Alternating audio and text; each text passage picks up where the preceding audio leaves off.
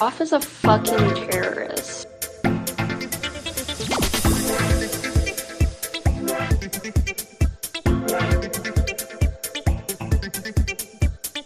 It was our job to help law enforcement.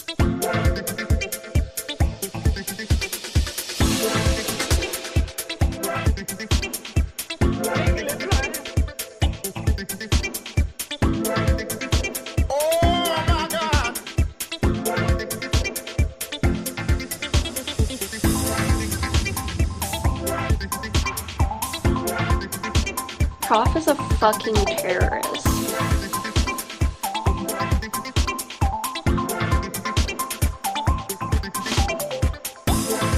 A fucking pedophile,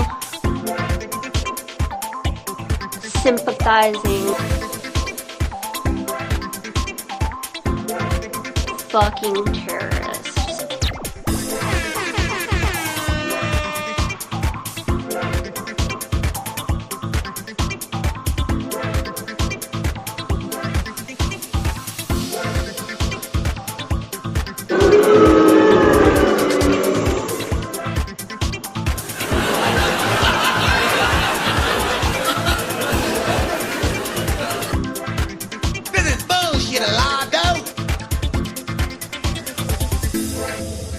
Freedom of speech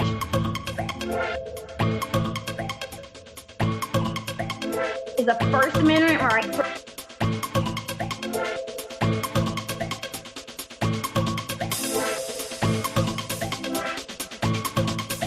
for American citizens. That doesn't mean you're free of consequences.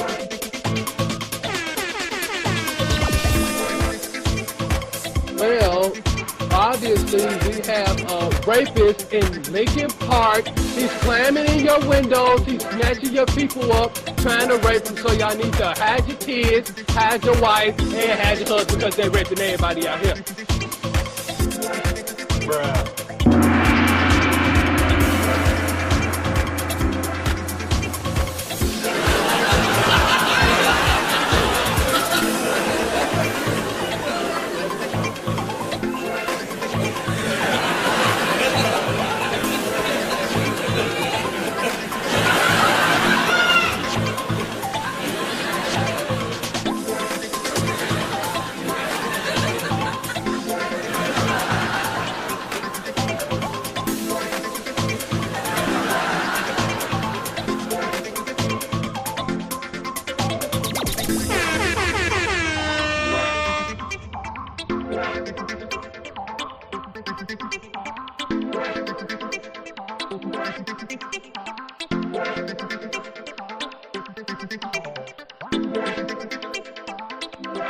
Bruh.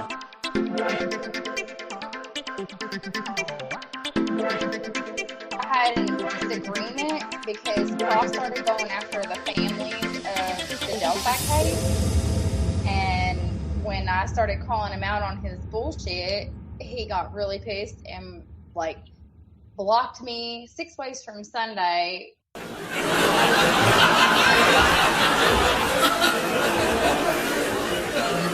have a good time.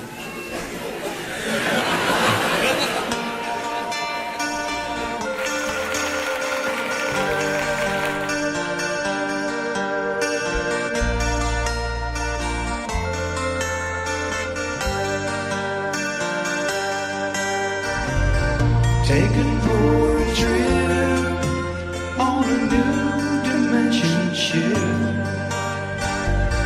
Taken for a ride over to the other side. Discovered that time's been forgotten like a song that they never played on the radio too long. They never played it on the radio too long. I can't relate to where I am.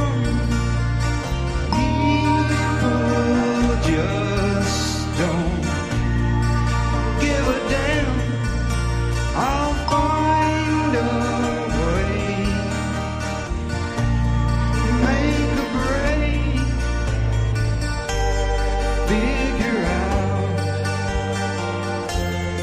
what it takes while traveling at the speed of light. Changes come, they affect their size. Now it's been 7 years, almost there. The planet nears, taken for a trip on a new dimension ship, taken for a ride over to the other side. Discovered that time's been forgotten like a song that they never played on the radio too long. They never played it on the radio too long.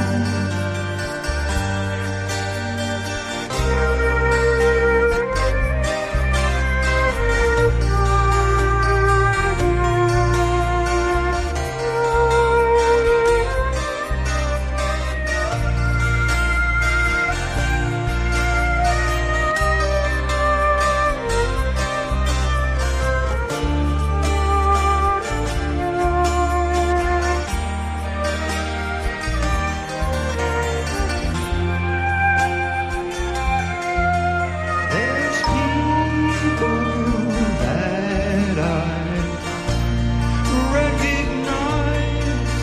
They've come here to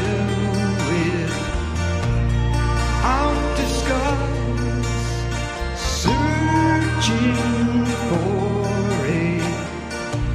a better home, place where we're not all alone.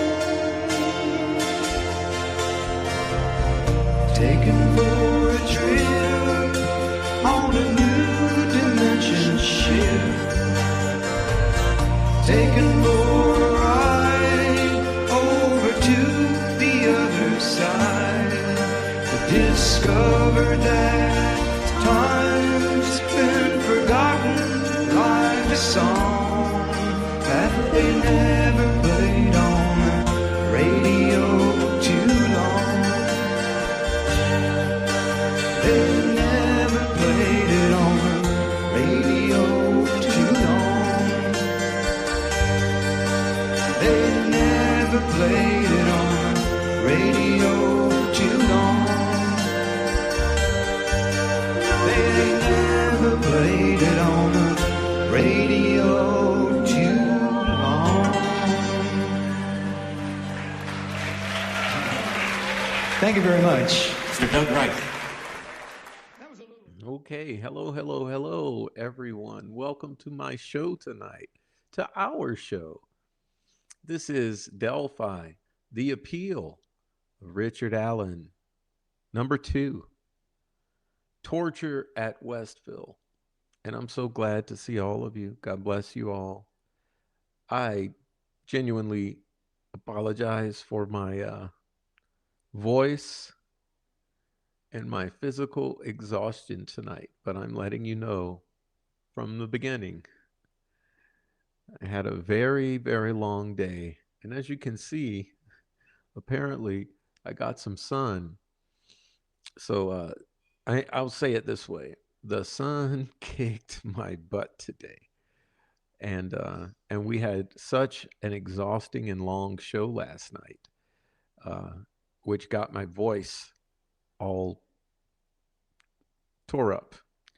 So between the exhausting show last night and the long sunny day today, I'm just running on fumes. But I am so glad to be here and to see all of you.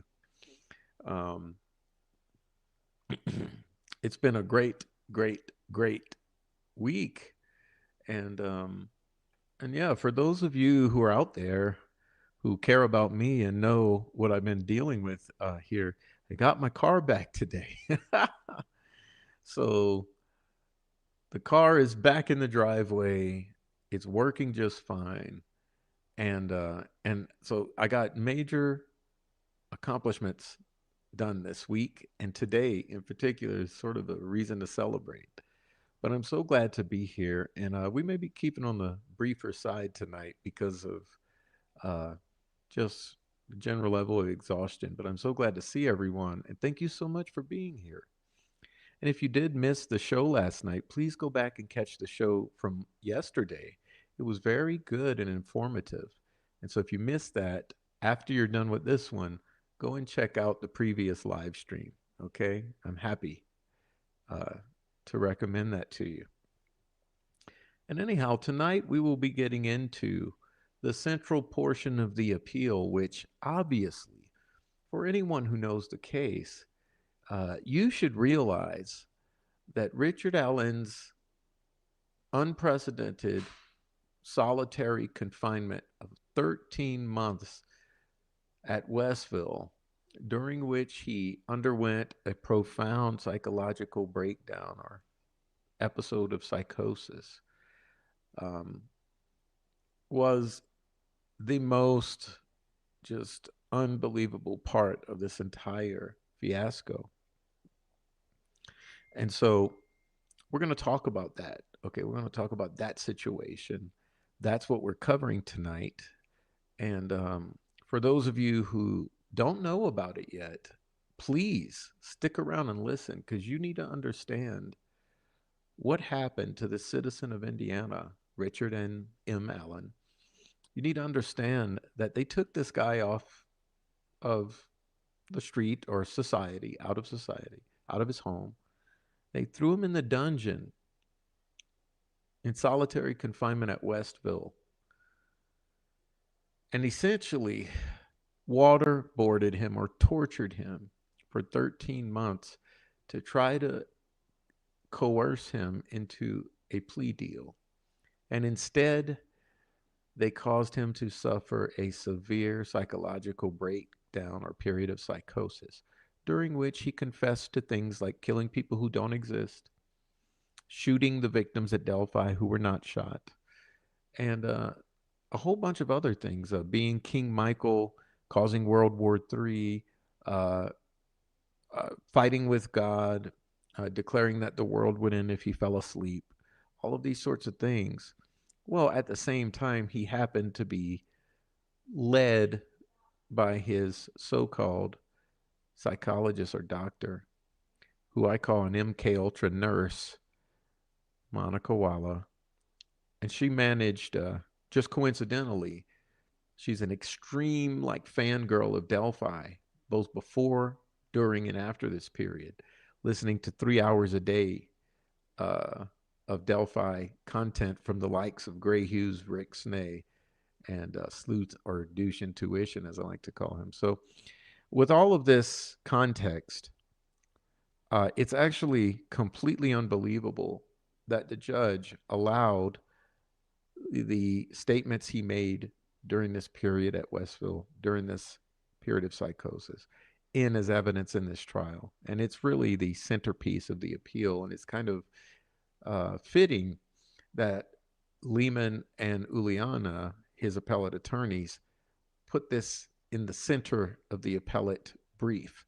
So that's what we're going to be covering tonight. And hey, for everyone sending the super chats and support and cash apps, I want to thank you so much. Jackie Ball, Diana, and Swade Smith, all of you kind, wonderful supporters and people. Thank you so much. Listen, I truly appreciate the support, and it's badly needed. Let me just remind you, the the engagement and support in this channel is literally cut down into a tenth of what it used to be during the period of the pre-trial and trial time. So there's so little engagement in this channel overall because people are turning away. We need your engagement. So whether it's joining the chat, leaving the comments, hitting the thumbs up, or sharing it, or recommending to people that they come and hear what we have to say here and all of the various discussions, I truly appreciate your participation in this channel in all ways. So thank you so much. And Four Pits, I'm so glad that you were gifted a membership last night. I wish I had a permanent membership. You deserve one. So Four Pits is our honorary chat member tonight. Again, I truly appreciate it. So thank you again, Jackie. Okay, Swade Smith. And Mr. Four Pits, our honorary member. Let's see, there he is. All right, so without further ado, I would like to welcome in my guests. And you guys all should remember Natalie from last week. Natalie, who is organizing the Rally for Rights and Rally for Rick. And I asked Natalie if she would join me, and luckily she's here. So we're gonna visit with Natalie a little bit before we get into the reading of documents. And so that's what's up. And I truly appreciate all of you guys. And look, love is a word that is a difficult word, but truly, in every way that I could love someone on YouTube, on social media, and in my community, I truly do love you all. I mean, I told a friend the other day, he says, "Why haven't you quit?" And I said, honestly, you know what brings me joy? My chat. My chat. So that's what it is. Okay. Like my chat, the engagement with the chat is what makes this all worthwhile. So truly, I truly do just love the chat, and it makes this worth doing. And if it wasn't for the chat, trust me, I wouldn't be here doing it. So anyway, let's see if I can get Natalie up here. And I don't know if we're gonna see Natalie or hear from her, but let's pull her up. Let's see what's going on. Hey, thank you, Dennis. Dennis says, "Prof, without you, I would be in the dark about Delphi." Well, like I said, same here. Same here, guys. Without you guys being here for me, I wouldn't be here at all. Trust me. It's a very difficult task. So I need you all here. And truly, the chat makes this all worthwhile. So let me bring Natalie in and say hello and check in on her. I want to make sure she's doing okay, too. Okay. Hello, hello. Hey. Hey, Natalie. Hi. How are you? All right. It's so great to see your smiling face. Yeah. You too. Hey. Well, yeah, I think you got some sun too. I got some sun. Yeah. That's where I do most of my work. So yeah. Oh man, Which I know sounds terrible, but well, I have a 7-year-old, and today we yes. were out enjoying the summer weather. And it's this way where it's hot, but it's not like it was a month ago, so it's actually getting tolerable, So today we spent the Yes. day outdoors, and we were bike riding around the neighborhood, and I said, "It's a beautiful summer day, isn't it?" And he said, "Yeah, Dad. Yeah." Yeah. So Yeah. Can't complain. I can't complain. And it's short-lived because pretty soon we'll be in snow here. Yep. Well, thank you so much for joining us again. Yeah. Thanks for having me. I'm excited to see you all. And everyone in the chat, please welcome Natalie in. Uh, We wanted to talk about the Rally for Rights and Rally for Rick again, for all of you who Yeah. might have missed last time. Yeah. So hopefully you've gotten the word that on September 21st, which is Rick's appellate hearing, we will be meeting at the State House from 7:30 in the morning until 9 a.m. And our objective is to get at least 100 people there. And the real objective, of course, is for due process in a fair trial, right? We can have conversations amongst ourselves. I'm excited to get to know and like meet some of you because we're a mighty community. But I also want to make it really clear to our leaders that the treatment of Richard Allen is unacceptable. And, Richard Allen could be any of us. So anything that we can do to get out there and support due process, we just love to see you. Woohoo. Well, I see a lot of the chat members now saying they'll be there. There's several of them in there who will be there. Awesome. I can't wait to meet you. Well, here I have a slide here that's just announcing for everyone who needs to take a screenshot or maybe write something down, grab a pencil.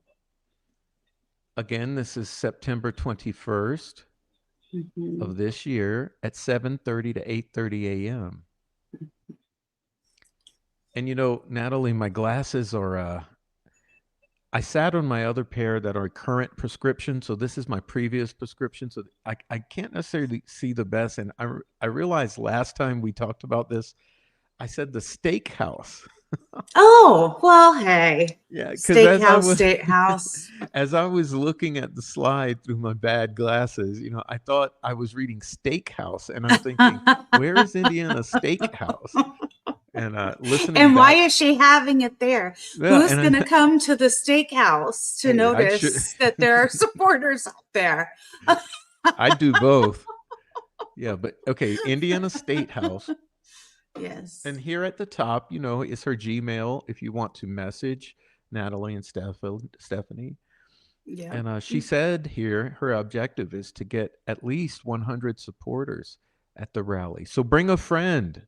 Diana, Donald, Donnie Kuntz, please show up. Donnie, help us out. Bring a handful of friends. Load up your car. Yeah. I don't know, Josh, are you going to be there? All you guys in Indiana, Deb, please bring some I know friends. It's early. I'm going to have snacks. Be there for Rick. Yes. Guys. Once in your lifetime, you have this opportunity. Yes. And so I wanted to read through this slide where she says, due process includes a fair trial that includes all evidence that could, or as I like to say in my lingo, might affect the outcome. So due process.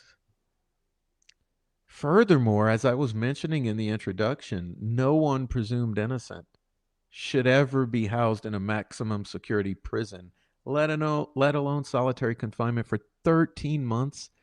13 months. 13 months. I mean, a week would break most men, okay? For sure. And she says, constitutional rights do not depend on whether we like, dislike, believe, or doubt the person accusing. That's a great point. I want Natalie to expand upon that because it's something we often forget to mention, and I know I do. I don't really speak very much on that angle, but I truly believe it, and I'm glad you included that. Well, I'll tell you, through this case too, I think it's really the first time that I've taken seriously the fact that someone is innocent until proven guilty, and that it really is the state's responsibility to prove guilt. That's the burden of the state. Whereas I've always been kind of the belief that if they picked him up, that's probably the person. And so I think it's very easy to, we know a lot of the people who are, who think that we are incorrect, and they dislike Richard, I have disliked defendants before, but regardless of feelings, regardless of whether or not somebody's picked up for a crime, it doesn't necessarily mean anything. And we all need that. We all need that security of our constitutional right. Right. Whether we dislike, believe, disbelieve, any of that. And that's now something I have said many, many times to our critics, or I direct it towards our critics, is whether you believe Richard Allen is truly guilty of the heinous crime that they have accused him of, whether or not, no matter which side you're on, you have to be able to acknowledge that what was done was improper. Absolutely. And I think I would implore, and I would just beg, all the people we refer to as guilters out there, those who truly believe the state's narrative, believe they got the guy, I would ask them to just consider, like, think about this guy and the images you've seen of him in his condition in Westville when he's thrown in solitary confinement as a guy who suffered from major depressive disorder already off the bat. Right. He's thrown in there and presumed innocent. And he starts deteriorating, and literally he's in the worst place in Indiana, in Westville, the hardest, maximum security. I mean, we did a whole research project on Westville, and we realized that there's something referred to as the Westville welcome, where it's standard for new inmates to be beat near to the point of death as they're welcome into Westville. And Rick Allen, as a pretrial detainee, is thrown in there, Yes. thrown in solitary confinement. And may I add, even though there were other options presented that would have definitely worked, kept there as being, suicide watch, because that was the safest. Yeah, for quote unquote safekeeping. And guys, listen, it was April. Remember when Richard Allen's attorneys went in there and they found him in that condition, it was April. He had already deteriorated to a terrible place. He was having man down incidents. He was not eating. He was also doing other things we don't even mention yet.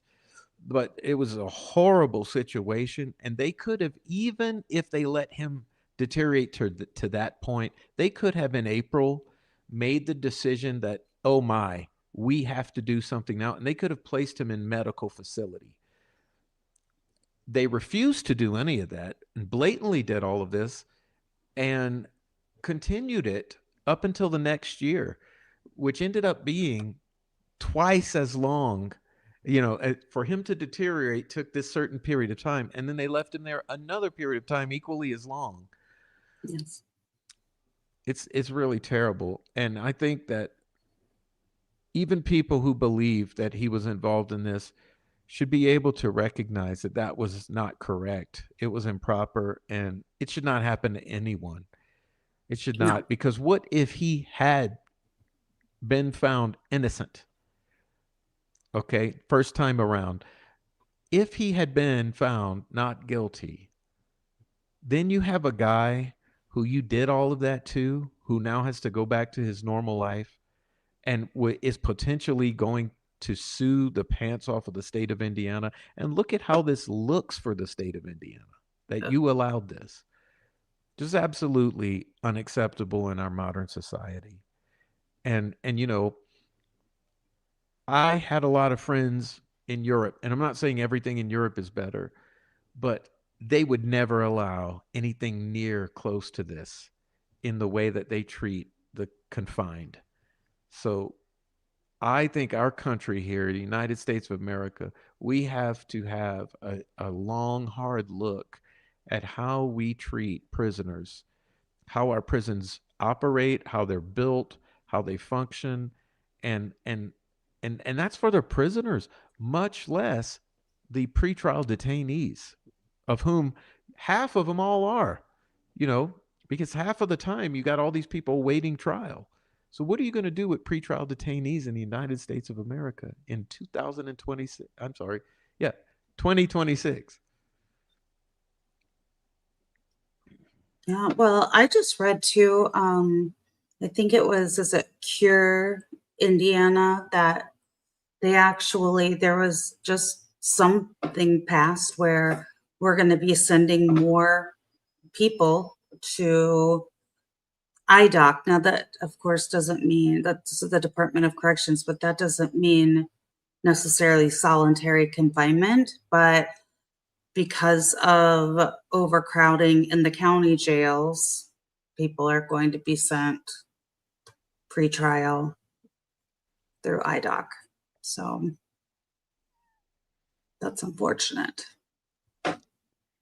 Yeah, this needs this. I mean, I never understood the realities of the need for prison reform until recent, Yeah. these past few Well, years.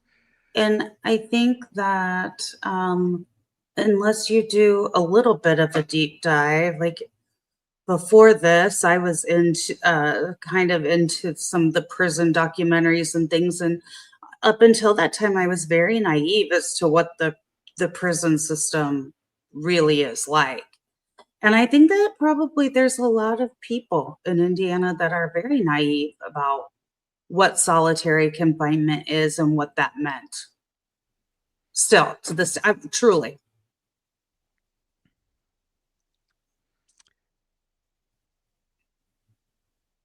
So the last point here that Natalie makes is justice should never forget the victims whose cases remain unsolved. And here Yeah. at the bottom, can you explain this here at the bottom? The RA trial and fluorophore case are being utilized as cases that do not support the objective. Yes. So the last point there, that justice should never forget the victims whose cases remain unsolved, is in regards to the fluorophore, Kiara, Kiriel, Kiana, and Kiani. I think I got it right. Yeah. Who died in an arson, really just a few months before Abby and Libby passed. And there's really been no, well, that's a whole nother show, but it, we want to support them as We have well. no justice for them. We have no No justice. justice. And even quite a bit of evidence that just outright injustice.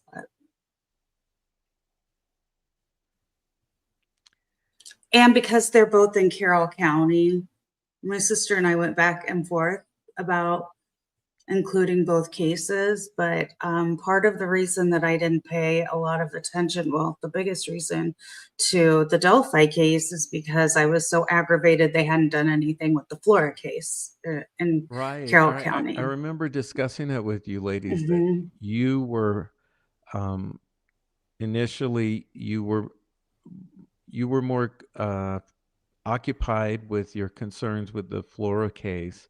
Mhm. Stephanie was more concerned with Richard Allen's trial. And so now you come together because it's really one big thing is what we've always said. I mean, even prior to Richard's arrest, we've always thought these two unsolved cases are highly concerning. Yes. Now, And the way they've been handled is highly concerning. Exactly. Yes. And it's one of these instances of the hiding of everything. I mean, I mean, Yeah. essentially, I'm at a loss for words, but we build this wall around everything. We don't let the public have any knowledge of anything, and yet these cases remain unsolved year after year after year. Well, we don't want to share it, but we want them to help us. Now, in Right. looking at your objectives, you also you sent me an email about some of the things that are not your objectives or the objectives of the rally. Yes. And so I'll go through the bullet points. Maybe you can, elaborate. But in the Yeah. bullet points, Stephanie and Natalie describe that the objective of this rally is supporting the due process, but not proving factual innocence of Richard Allen, not solving the case or pointing to any other alternative suspects, and not solving the Flora 4 case. So the collective effort here is not intended to try to solve the case or point at others. It feels like what we're focusing on here with this rally is merely supporting due process in the Delphi case, and I'll let you take it from there. Yeah, well, I'll tell you why. I want to be very sensitive to the families. Families will be around, and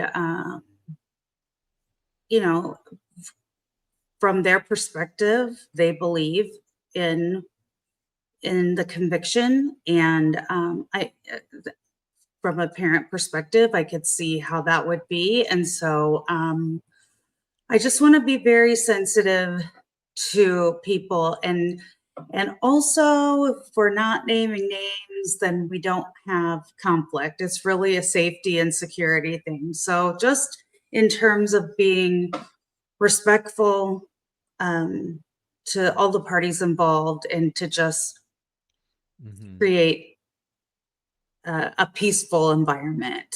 We'll stick to the facts of something that we maybe could all agree on potentially.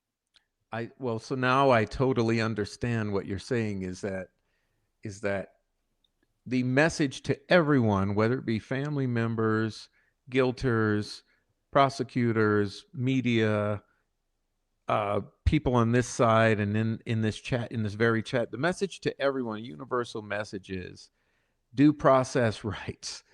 Yes. And that's it. Constitutional rights of every man and woman. Yes. And so this effort will be solely for that, to express the advocacy for constitutional due process rights. Yes. And so if you're on this other side and you see that you're uncomfortable with some of the ways that this went down and the things that you've seen during the course of this happen to Richard Allen, please, you're welcome to join too. You're welcome to join. I've said that in my chat before. I welcome everyone in my chat. We have some in here now. We have people in our chat now, even though I constantly beat the drum of Richard Allen is innocent. I have viewers come in every single show and participate in the chat very, civilly, who think that Richard Allen is the right guy. But even they don't necessarily agree with the way this was done. So this is our message to everyone. If you see that this was uncomfortable, it makes you uncomfortable the way this was handled, you're welcome to come to this too. There you go. And I'm just putting some chats up because I've been missing them, but I truly appreciate everyone here. Let's see.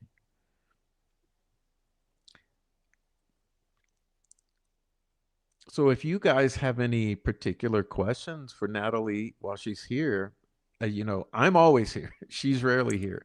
So take your opportunity now if there's anything you'd like to say, and I'll let her know. Mind-bending third world prison, not America. Yeah. I mean, that's how I feel. That's how I feel. We should be a beacon to the world and an example.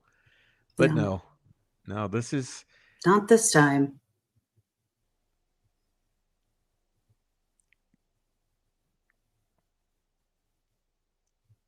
It's great to see you all. Welcome, Diana and Claremont and Brittany. America Betrayed Ted. Deb. Carol. Okay. Good to see you, Donnie Kuntz. As I said, Donnie Kuntz, I hope to see you there. Okay, let's see.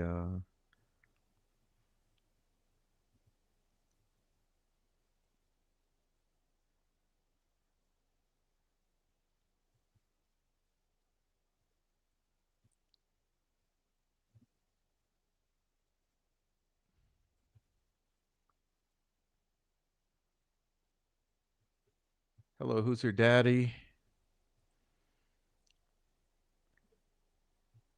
Okay. All right, guys. So, New Day is driving and listening. Author says, just thank you, Natalie, for standing up for truth and justice, respect and love. Oh, right back at you. Thank you. Yeah. We're doing our best. It's our first time, so be patient with us, but we are trying to get all of our ducks in a row. Donnie says, yes, I will be there. Can't wait to meet everyone. See, I knew it, Donnie. That's why I was putting you on the spot. I know you. I know how you do. Yeah. So yeah, guys. So I'm absolutely exhausted from my day in the sun. It was more than I thought. I didn't want to forget this while I'm looking at it. Oh, yeah. So I haven't gotten my actual proof back yet, but one of the things that I noticed in the bleed, is that the punctuation is a little obnoxious. We're going to bring that back, but this is the draft of the badges that we'll have for the attendees at the rally on the 21st. And if you don't want to wear it, that's okay. You can put it in your pocket or just say no, thank you.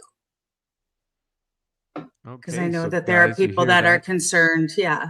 Mm-hmm. Yeah. So there will be badges and this will be sort of a rallying point, but also a memento to take with you. And maybe, what I would say, the way that I look at this and bumper stickers or shirts as well, I always think it opens the door to conversation, So like if you're wearing a shirt or a button or anything, there's always a possibility that someone's going to ask you, hey, what's that?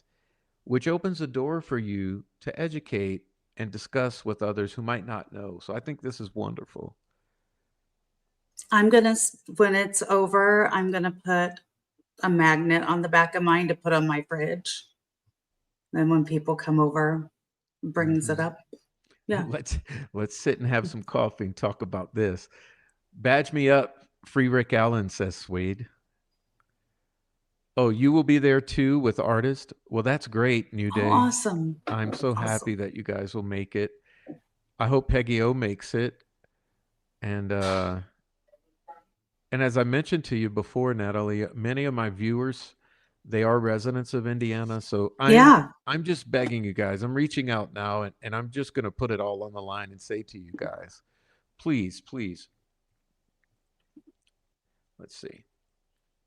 Come on. If you live in Indiana, please, guys, please, please, please, September 21st, try to make some room in your calendar and just take a little time. It's just the morning. So potentially you could just get up super earlier, travel on to Indianapolis. As I mentioned before, I've been to Indy several times and the wonderful thing about Indy, now I've also lived in Chicago and other places. Indy has parking.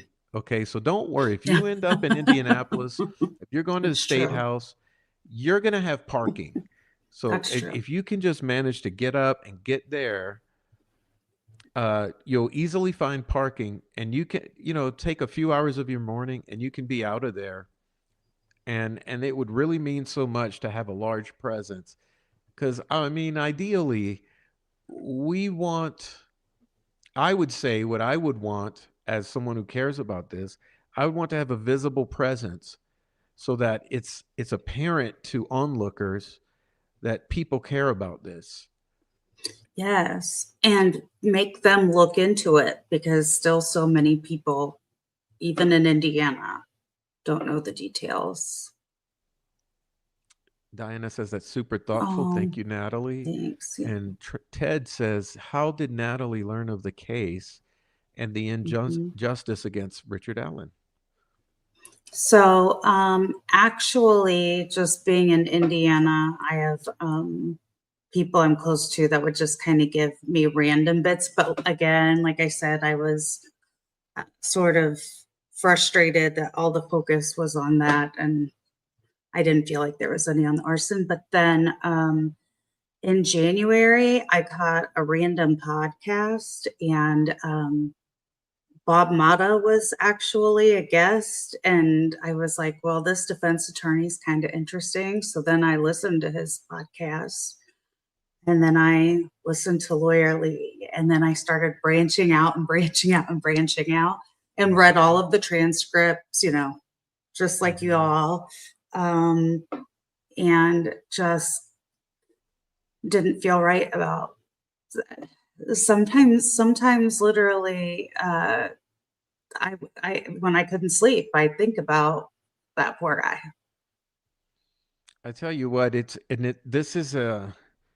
just gets this way, I guess. But it's similar with me. Like sometimes I guess when you focus on something so much, I always understood in my life experience that when you're really, really meditating on an issue, no matter what it is, it's almost as if your mind is always working on it. So when it became Delphi for me and this case, I noticed that too. That it's just like I wake up at 4 a.m, possibly if I'm having trouble sleeping, I might wake up and realize I'm in the midst of thinking about it, or I'll wake up in the morning some mornings and I'll realize I've just been thinking about this in my sleep right before I woke up.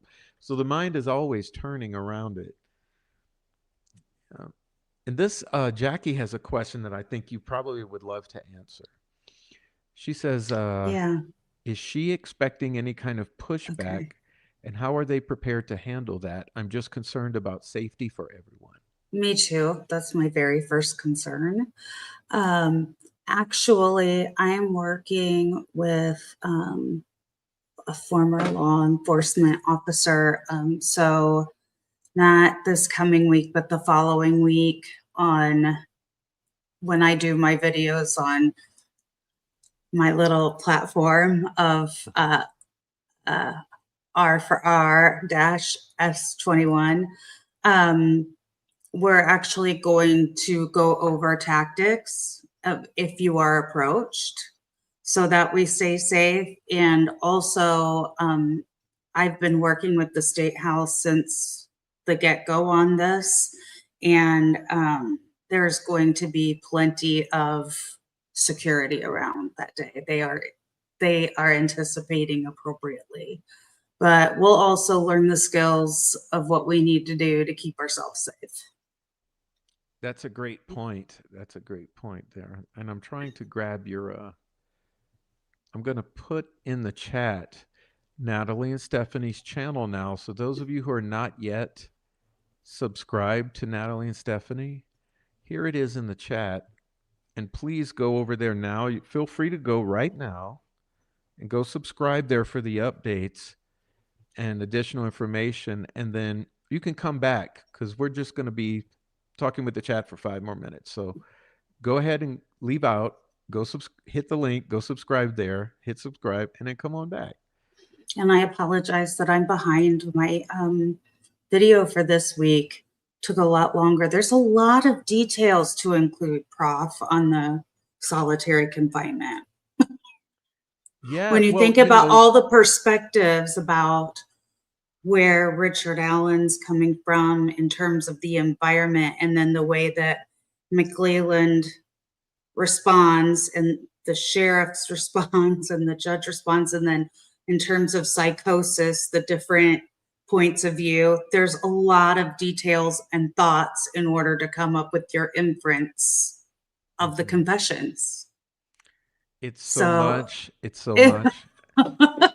And though we've done So it I'm many very times, sorry. I can never, like, I know tonight I'm going to look at some of it, but it's just so much. It's even too much for a 3 hour look at it because it's so complicated. But at the end of the day, you had a guy, he's pulled out of his life, he's thrown in there. Like I mentioned earlier, he already had some depressive tendencies. Mhm. He starts to downward spiral, and they allow it. They watch it happen, and then he tanks and hits bottom. And instead of dealing with it, despite his attorneys advocating for him like vigorously, vehemently, constantly, they continuously try to advocate for him to pull him out of there and get him medical attention. Nope, they leave him in there, and it's just his own resilience that allows him to survive that whole ordeal. And then, of course, now he's in a better place. But it's just, I mean, whether you believe in higher power or not, I do, and I think most people do. And it's like it's only the divine higher power that allowed him to survive all of that and to make it out of the other side. So it's just unbelievable. Let's see.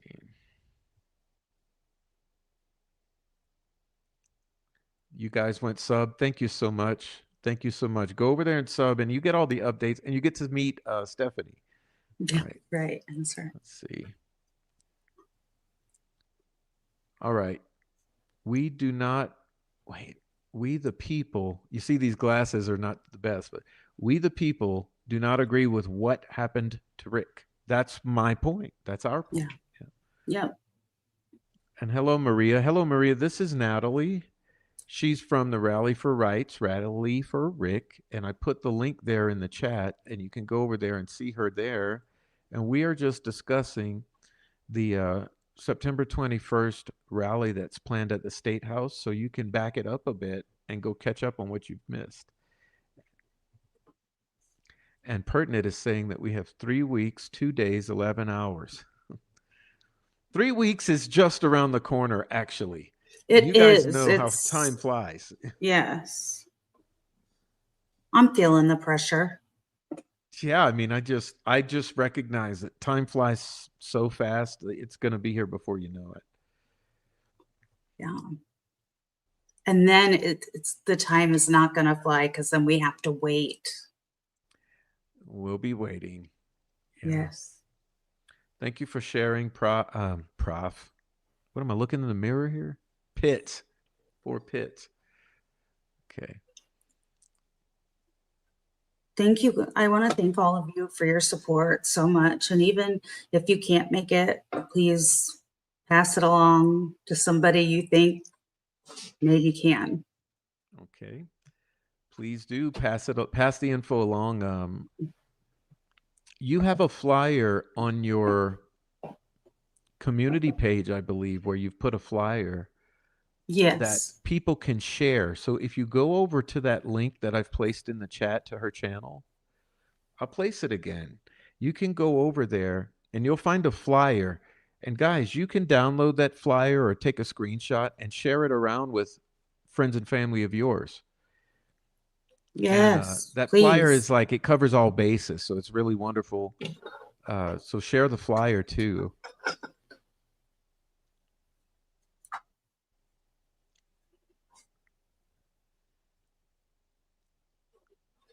Mr. Ramos says the Troll Patrol will be there to support.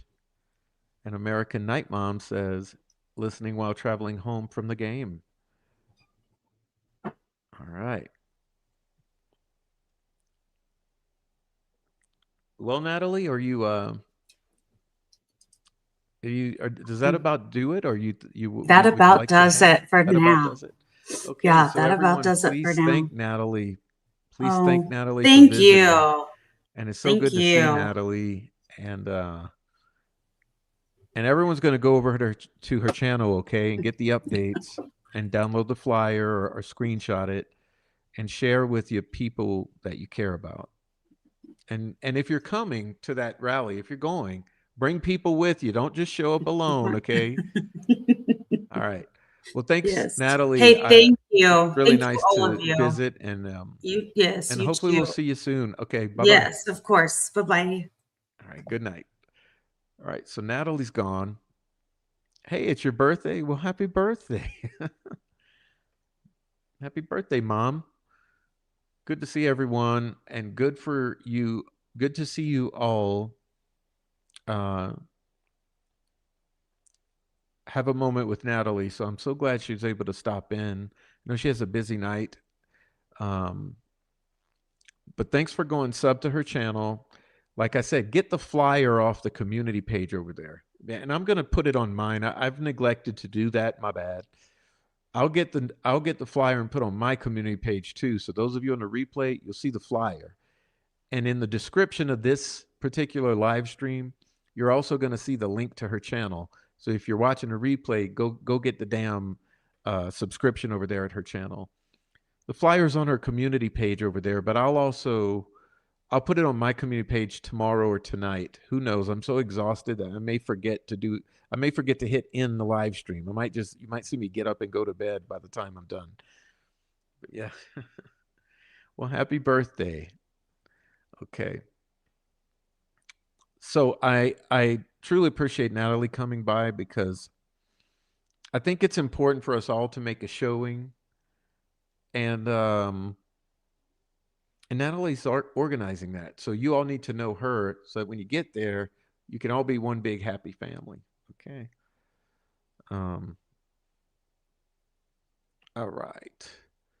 So we're going to go into our bloppity blop blop blop. And I'm going to do it in the way I like to do, because I bring the receipts. I bring the screaming and yelling, except not tonight because I'm exhausted. And I bring receipts.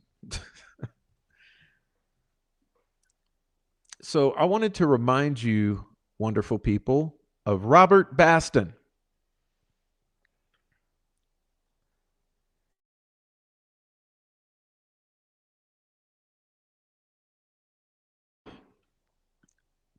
You guys remember that Robert Baston also wrote letters. Just like Reese Davis wrote letters, Robert Baston was an inmate at Westville who wrote letters. So before we get into the meat of this appeal, I would like you to hear from someone housed right next door to Richard Allen, to give you a little peek into what was actually happening, okay? Because the state actors will say that Richard Allen was treated like a king. Remember that in trial, we had representatives from Westville, from the DOC, and other cops all tell us that Richard Allen was treated better than most inmates. So you guys remember that? Richard Allen was treated better than most inmates. Remember that? He had better treatment. Well, I want you to hear what better treatment. Treated like a king. Listen to this treatment, okay? This is what we're going to do. Just give me a moment to get some water here.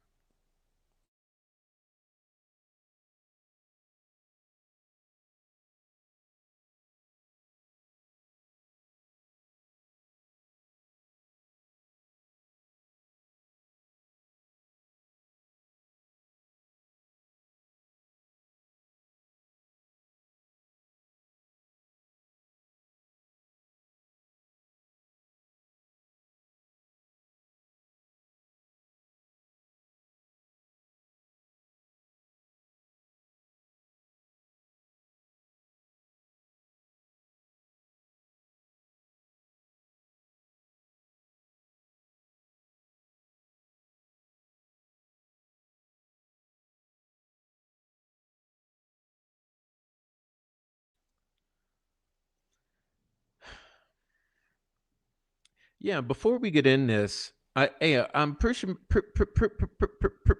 much I want to comment on this before we get into this. You say not compared to the guy who killed Farron. Yeah, Meehan. Speaking of Meehan, you know that these fucking cranks lied to you about Meehan, right?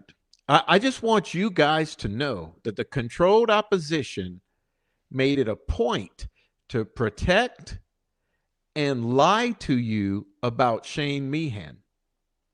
Why would so-called defense advocates and free Rick Allen folks, why would they be protecting Shane Meehan and lying about his affiliations?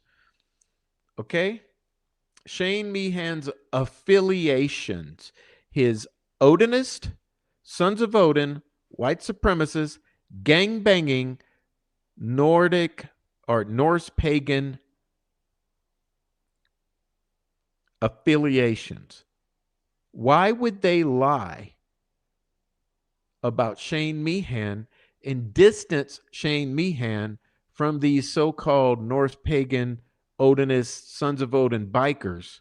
Why would they be trying to do that when he went out there and assassinated Greg Ferenczi at his office and he got fucking holes in him by what's his name? The other officer's name is slipping me, but you know, the guy who eventually took over the Flora investigation for some time before he retired. So anyway,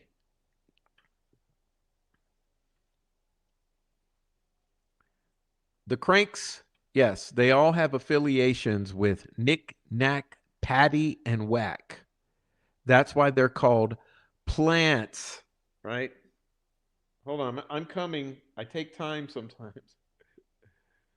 That's why we call them plants.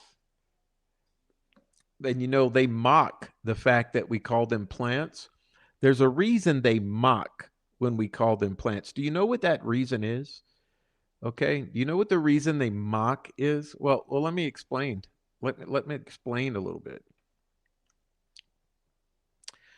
Mockery is one of the most powerful tools available in a PR or narrative control campaign, because it doesn't have to prove that a statement is false. The purpose of mockery is much simpler. It's to make the audience feel that the statement is not even worth taking seriously in the first place. So when someone presents a fact or a piece of evidence, there are fundamentally two ways to respond. The first is to engage in the substance, which is authentic debate, examining the evidence, identifying errors, providing contradictory evidence, offering different interpretations. That's viable debate. The second is to attack the social credibility of the person presenting it. And that's what you see every single time we say something important. The primary go-to is mockery. Instead of saying that evidence doesn't establish what you're claiming, the response is usually something like, here we go again. Ha ha ha ha ha. Sarcasm. They throw memes up. They insult. They try to discredit. They try to reference you as obsessive, irrational, conspiracy theorist, or attention seeking. So the conversation becomes redirected from whether the information is valid and true or credible, to whether the person presenting it deserves to even be taken seriously. And that's central to understanding mockery as a technique of narrative control. Okay. And so, of course, when we brought up Shane Meehan and his connections, his affiliations, and his role in assassinating Greg Ferenczi, the first go-to was mockery, and it continues to this day. But I know, that's what you get for mentioning it in a chat. You trigger me into responding.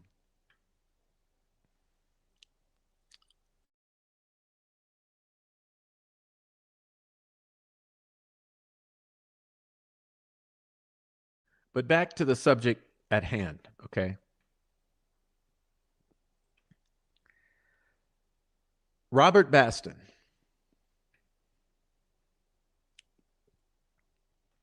He wrote a couple letters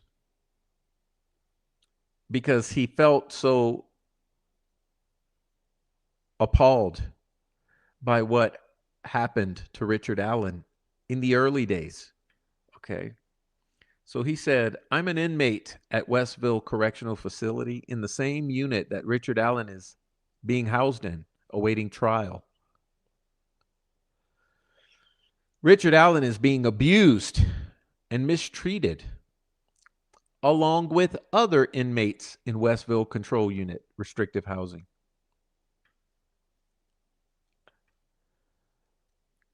Officers, corrupt officers and ranking officers are calling Richard Allen a kid killer, teasing him that he has a visit from his family. The phone is ringing on his tablet. And inmates in cells A102, Logan Osborne, A207, inmate Riley, inmate in cell A2204 and A2205 are threatening to kill Richard Allen and telling him to unalive himself. And those inmates have made these comments in front of the warden, John Gallipo, ranking officers and officers.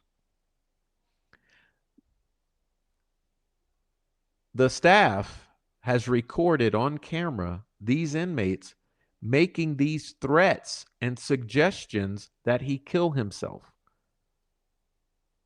And staff has done nothing about it or to stop it.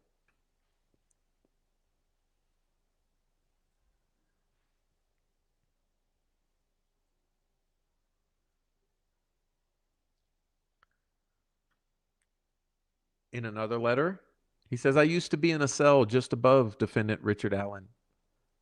And as soon as I started voicing my opinion and advocating for the abuse, mistreatment, and inhumane conditions of Richard Allen, myself and other inmates back in April of 2023, and recording times and dates of incidents that corrupt Westville Correctional Facility warden John Gallipo, custody supervisor Chad Corinth,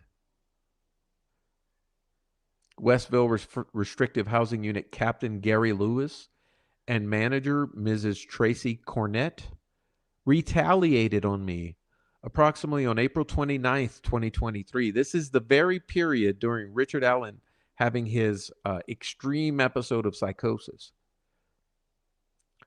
Then on May 4th, 2023, a corrupt lieutenant, Larry Crittenden, places me on strip cell status, and corrupt Sergeant Robinson, remember that's the one with the Odin altar, Officer Garu and Officer Pleasant remove all of my property from my cell. So I could not write down or record dates and times of incidents, and went through my property to destroy any incriminating dates and times that I had already recorded. Oh my God. Oh my God! Bruh. This is a pattern, y'all.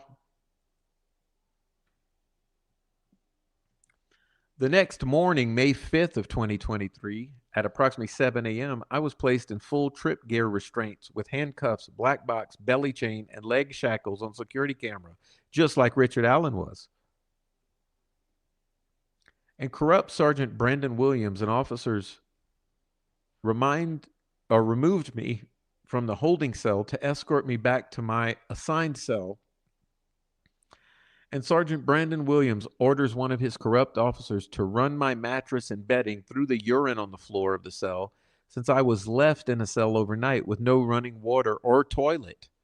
And then corrupt Sergeant Brandon Williams, who has a lawsuit on him in the U.S. Northern District for assaulting an inmate and denying the inmate medical treatment, can be seen on security cameras slamming me to the floor while in full trip gear restraints and violently twisting my foot and ankle until they break and then intimidating the nurse to not treat my injuries of a broken foot and ankle and a stab wound to my elbow, all the way to the bone that was bleeding badly from an ink pen that was sticking out of Sergeant Brandon Williams' stab vest.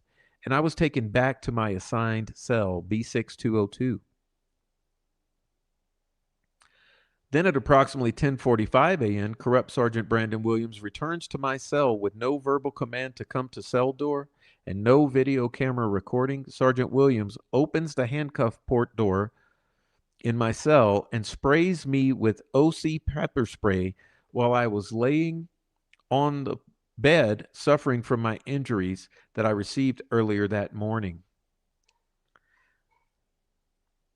Then, corrupt Sergeant Brandon Williams leaves me in the cell, asphyxiating for air for approximately 10 minutes with OC pepper spray before removing me from the cell.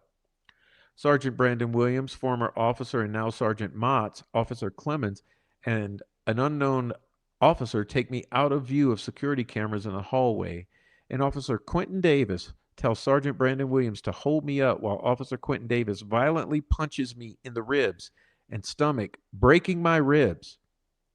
And former officer Sergeant Motts kneed me in the face while corrupt Westville Correctional Warden John Gallipo, mental health Dr. Monica Walla, and Mrs. Bourne watched the damn beat down. Bruh. Note, Officer Quentin Davis also has a federal lawsuit on him for assaulting an inmate and denying him medical treatment for his injuries.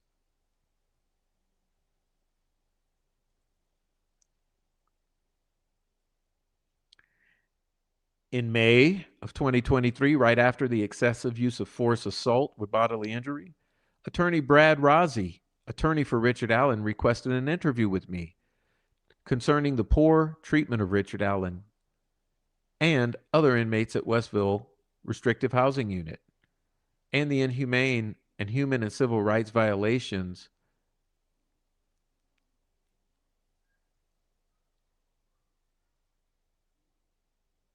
and someone at either Indiana DOC or Westville Warden John Gallipo denied the interview because they did not want Attorney Bradley Rozzi to see and record my injuries that they were trying to cover up.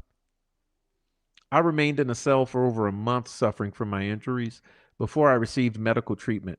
After being taken off strip cell and receiving my property back and contacting the Indiana Governor's Office of Ombudsman, who contacted the IDOC Office of Investigation and Intelligence, who then got me medical treatment for only my broken foot and ankle, where x-rays confirmed that they were broken.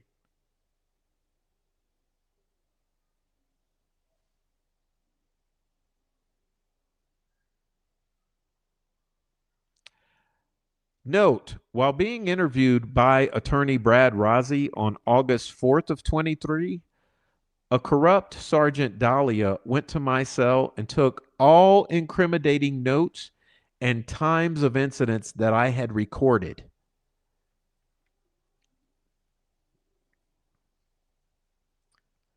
There needs to be a disbanding of the corrupt IDOC, Office of Investigations and Intelligence, and state and federal investigations into the corruption going on at Westville and the inhumane conditions, human and civil rights violations due to the corrupt staff and officers.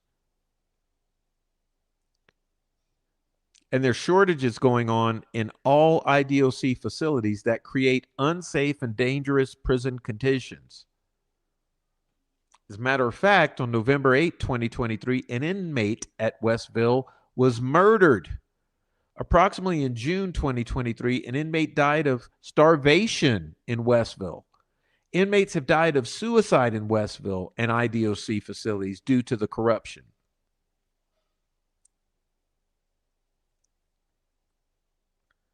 Westville Restrictive Housing Unit custody staff say they care about inmates' quality of life, but I have not had a shower since October 2nd of 2023.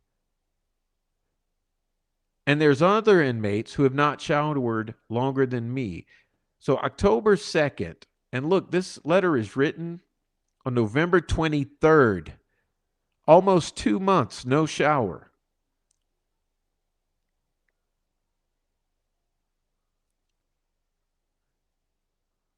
Inmates do not want to shower. When officers are leaving inmates locked in a tiny triangle shower for hours with no place to sit down and having to stand because of short-staffed, officers keeping them in the shower booths.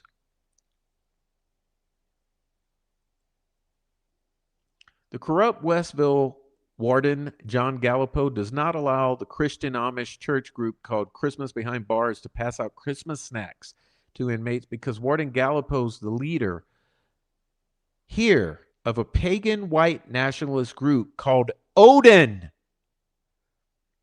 The corrupt staff and officers here at Westville and other Indiana Department of Correction facilities wear Odin and Punisher patches on their uniforms and stab vests. The corrupt staff and officers that wear the Punisher and Odin patches is a group of good old boys who assault, torture, abuse, and mistreat inmates. I submitted an IDOC grievance to the IDOC Office of Investigations and Intelligence concerning the Odin and Punisher patches. But the grievance never got processed due to the corruption. When I was in a cell just above Richard Allen, I witnessed officers taunting him, calling him a baby killer, a kid killer, and deliberately slamming the shower door next to his cell to either wake him up or just to annoy Richard Allen. I also witnessed other abuse and mistreatment to Richard Allen. There are dozens of lawsuits on staff and officers at Westville Restrictive Housing Unit in the U.S. Northern District Court of Indiana that clearly show a pattern of assault, torture, abuse, and mistreatment on inmates by corrupt staff and officers. The Indiana Department of Correction seems to put their corrupt, white supremacist, Odin and Punisher worshiping officers in their restrictive housing units who assault, torture, abuse, and mistreat inmates. Now, are you going to tell me that these are all lies? Are you going to tell me this is all bull? That he's making it all up? What does he get out of making this all up? Is he getting a plea deal for this? Is he getting reduced sentence for this?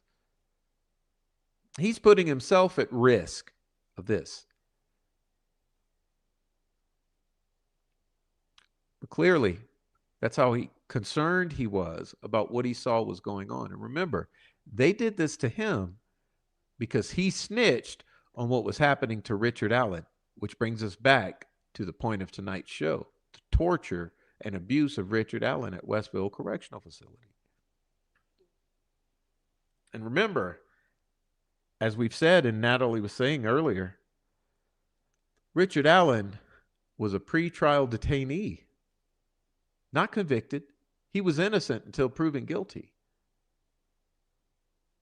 Yet, this is what was going on.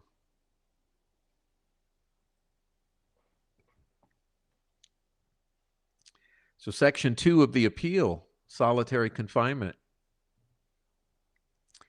states that just a few days after 50-year-old Allen was arrested for the first time in his life, he was sent to IDOC as a safekeeper. Of course, he was transferred immediately to Westville, a maximum security segregation unit for the worst of the worst. The movies refer to it as the hole, used mostly to punish. Allen was the first safekeeper in any IDOC employee's memory to be placed at Westville. Oh my God! Bruh. Pretrial safekeepers with mental health issues are usually placed in a mental health unit. The IDOC knew Allen had major depressive disorder and was hospitalized in 2019 for suicidal ideations. He received a D mental health code, the second most severe, entitling him to one out-of-cell psychologist visit weekly. During the visits, Allen was shackled and confined in a 3x3 cage, separated from the psychologist. Allen had no face-to-face interaction unless shackled or separated by bars. Outside his cell, he was restrained with leg irons, handcuffs, and a belly chain on a lead. Other Westville inmates in general population lived in dorms, played games, ate together, watched TV, and were free to move around freely. Allen was placed in a strip cell, stripped of everything but bare necessities. Allen's cell was 8 by 12 with a camera, a mattress on a concrete slab, and a bug infestation. His only view was a narrow window facing a razor wire fence, and meals were passed through a door slot. He ate alone on the floor. Allen was recorded 24/7 with suicide companions outside his cell door writing down statements and behavior. Guards with video cameras filming his showers, movements outside the cell, and attorney visits. IDOC knew that solitary confinement would and could worsen Allen's major depressive disorder and even cause psychosis. And their own policy restricts the time inmates with serious mental illness can stay in solitary to 30 days. But IDOC did not apply that policy to quote-unquote safekeeper Allen, and he remained in the most secure solitary cell in Westville for 13 months. Allen's decompensation. On arrival at Westville, Allen appeared like a deer in headlights, but was coherent, quiet, and weighed 180 pounds. Okay, listen up. 180 pounds. By April of 2023, he had deteriorated down to 135 pounds. That's 45 pounds of weight loss. 45 pounds of weight loss. He was psychotic and gravely disabled.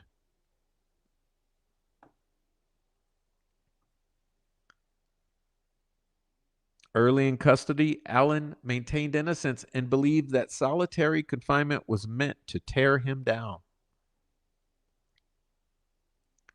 He told Dr. Monica Walla that he felt like a broken man just after 2 weeks. Allen then described a quiet, normal life previously. He was extremely devoted to his wife. On November of 2022, he had told her, if this becomes too much for you, call the detectives and I'll tell them whatever they want to know. By January, Allen was expressing paranoia. In late March and early April, around the time he received his discovery and met with his attorneys, Allen's behavior worsened. Guards thought he was acting up. He refused meals, became nonsensical, spoke of Old Bear Claw hypnotizing him, and acted like he was from medieval times. He ripped up legal mail, washed his face in the toilet, and drank toilet water. He stuck a spork into his genitalia and covered himself in feces, spit, and vomit. Video from early April shows Allen frightened, extremely thin, bleeding, shaking, contorting, and interacting with non-existent entities. He was pacing back and forth, eating his Bible, and hitting his cell repeatedly on the cell door. On a video in April 12th, He was naked while flapping his hands, punching the air, counting imaginary objects, pulling feces from his anus and smearing it into food and marching in place.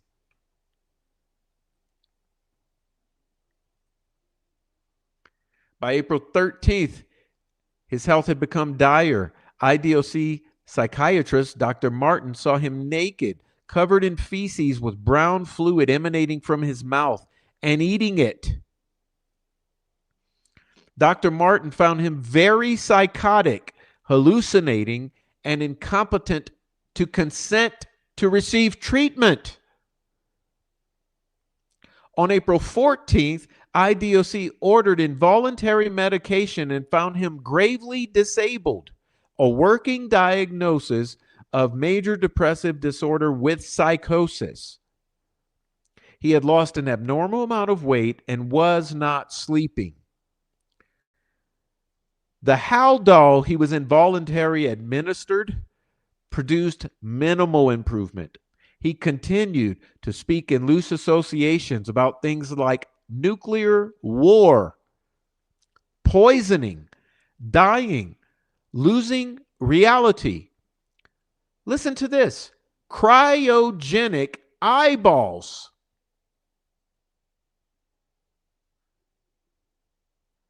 And not remembering confessions he had given. He continued to play with his feces. After letting Alan sit in his feces for 2 hours on April 23rd, he was removed from his cell and given a shower. Alan's symptoms continued throughout May. On May 3rd, Dr. Manakawala diagnosed Alan with a brief psychotic disorder, noting he had disorganized speech and behavior, but no delusions or hallucinations. On May 25th, his shot of Haldol was still not working. Alan paced for 2 hours and banged the back and front of his head on the metal door for about an hour. Oh my God! Bruh. Despite a self-injury and a visible goose egg on his head, no one even checked on him. The next day, Alan had 2 black eyes from banging his head on the iron door.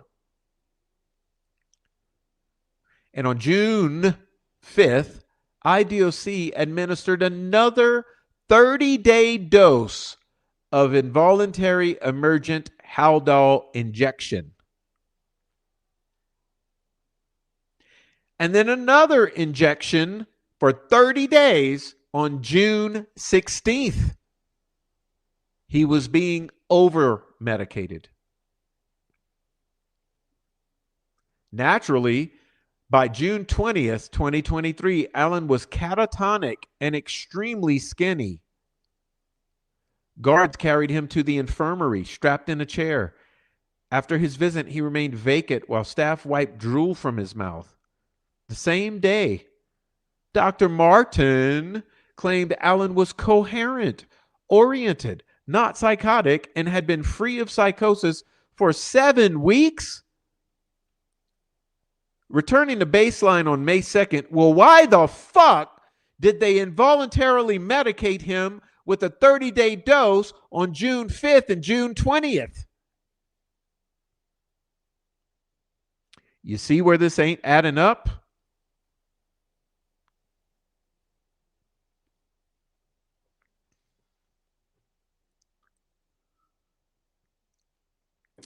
This is in your face.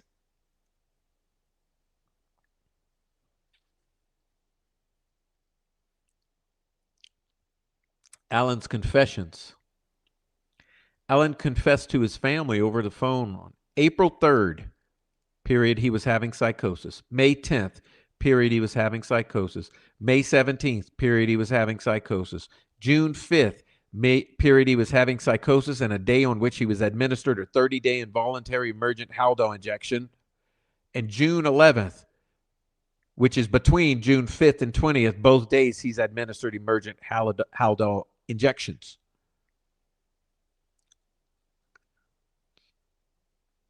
On April 3rd, he told his wife, "I did it. I killed Abby and Libby."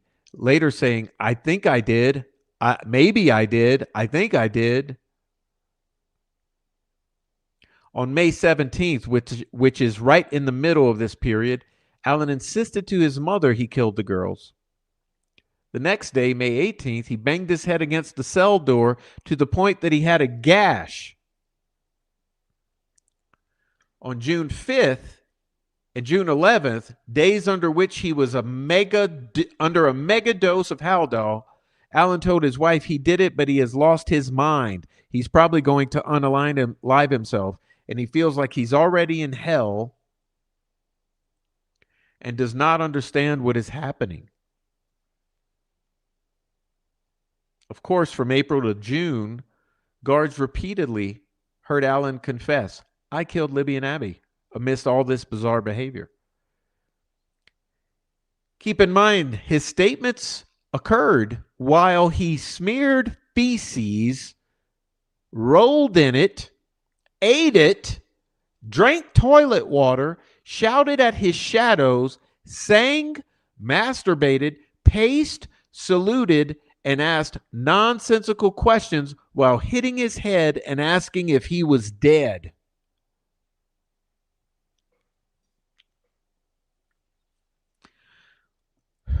On April 29th, during this period when he's under the 30-day fucking doses of Haldol, he made a more specific statement to a guard claiming he killed 2 girls in Delphi with a box cutter that he stole from and left in the trash at CVS. He was going to grape them, but he panicked and killed them. He said they were screaming, although no one heard a sound. Just the day before, he was covered in feces.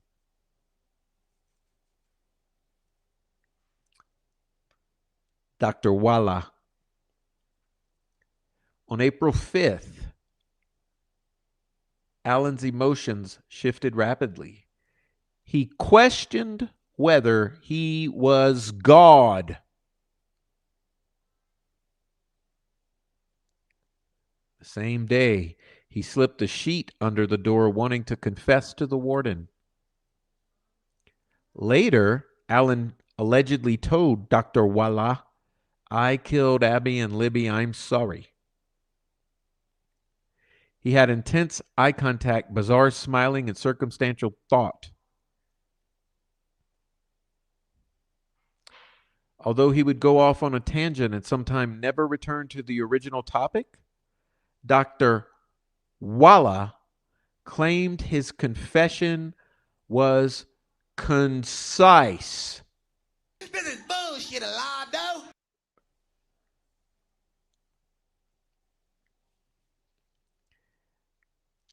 Allen claimed he was motivated by sex, but was uncertain whether he had sex with the girls.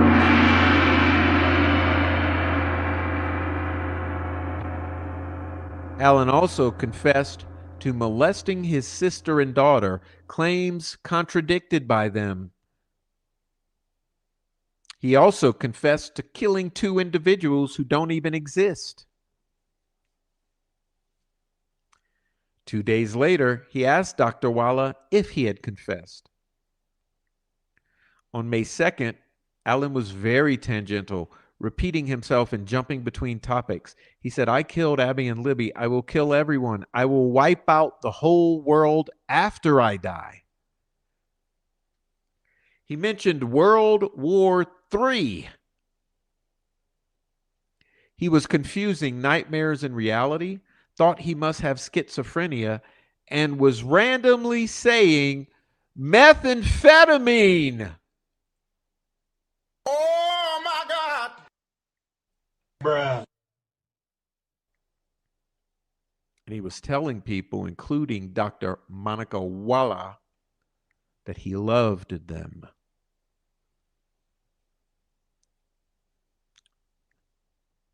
The day before, Monica Walla was unable to even have a meaningful conversation with him. On May 3rd, he confessed to following the girls to the bridge when the bullet fell out, and he said down the hill. He was going to grape them, but saw a van. He crossed the creek, slit their throats, and covered their bodies with tree branches. Sounds just like Gray Hughes' theory, doesn't it? Oh, on May 3rd, when he confessed exactly and specifically to Gray Hughes and Nicholas McClelland's lone wolf perpetrator crime, do you think he was potentially fed or led that narrative by Dr. Monica Walla?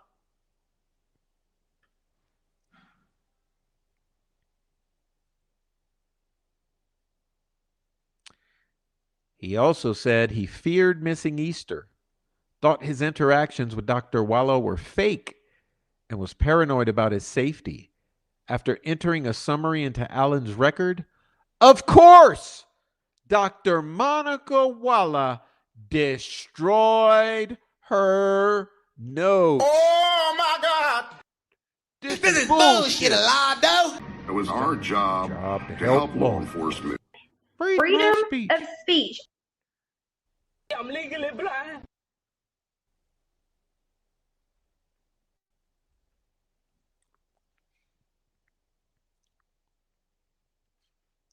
Of course, on May 10th, with Dr. Monica Walla present and reading from a note she had wrote down for him to tell her, Allen told his wife, "I did this, I killed Abby and Libby," while also insisting that he was losing his mind. He continued believing he was fucking dead and that the fucking world would blow up if he fell asleep, that the water was poisoned, and that he was experiencing Groundhog Day, reliving the same day over and over and over. Prof is a fucking terrorist. Bruh.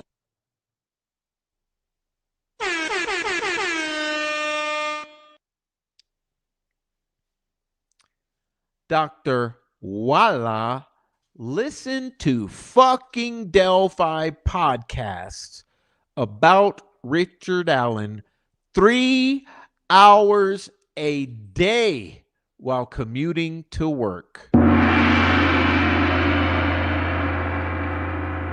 This is medical malpractice, ladies and gentlemen. This is medical malpractice, and she should lose her license.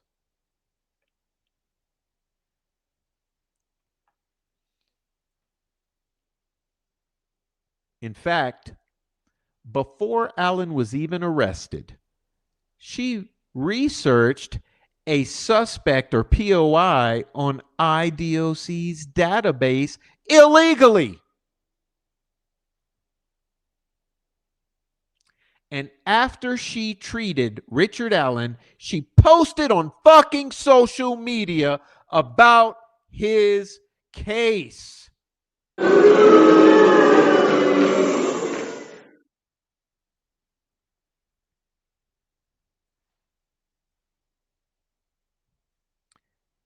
Not one lie.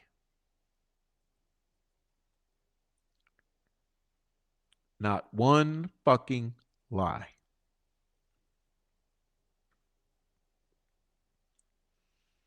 Now, moving on to the body of this appellant's brief. The trial court erred by admitting statements Allen made while gravely disabled during his unprecedented pretrial solitary confinement in a maximum security prison.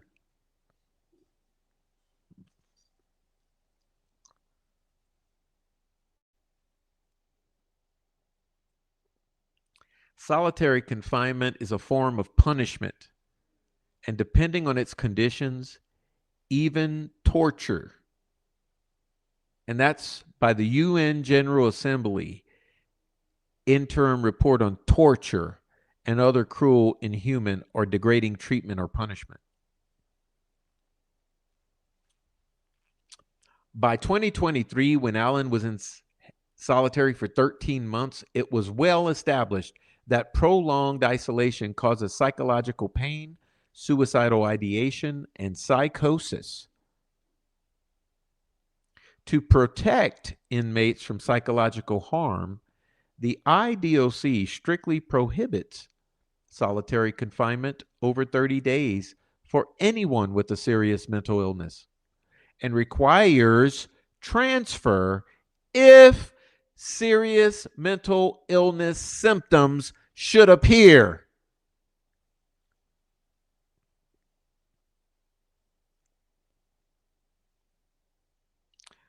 When Allen exhibited the predictable symptoms of prolonged psychological pain, confusion, and psychosis, IDOC refused to transfer him to a mental health unit.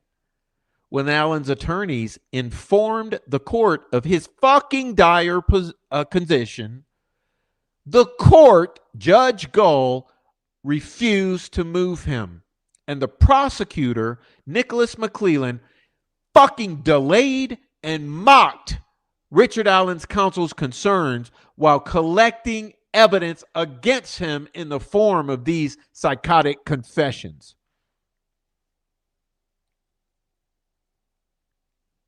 The question for the appeals court is whether the state should be able to benefit from Allen's prolonged psychological pain that the state's own deliberate indifference to his fucking mental health crisis caused. And this is an unprecedented question in the Court of Appeals, by the way.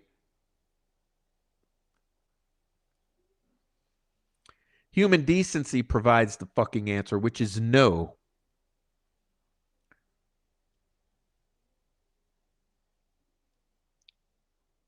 Standard of review and additional facts.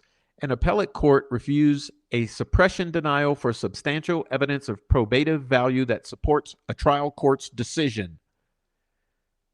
It considers uncontradicted evidence favorable to the defendant and reviews legal issues de novo. The voluntariness of a confession is a legal issue that should be reviewed de novo. Allen's move to suppress his statements made while in solitary confinement was denied by Judge Gull.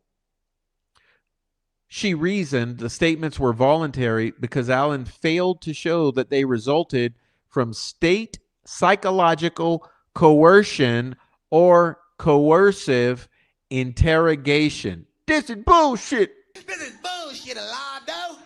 Bruh.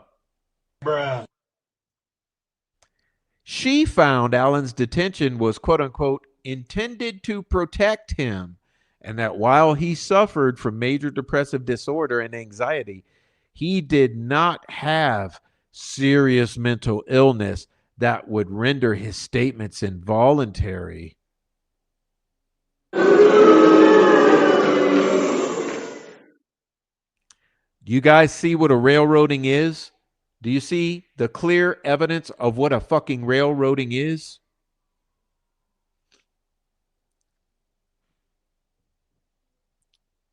In addition to the IDOC records and videos, Allen proffered an order and settlement from Indiana Protection and Advocacy versus IDOC that the trial court excluded as irrelevant. In 2011, the Southern District of Indiana held that IDOC's housing of seriously mentally ill inmates in solitary confinement constituted cruel and unusual punishment, violating the Eighth Amendment.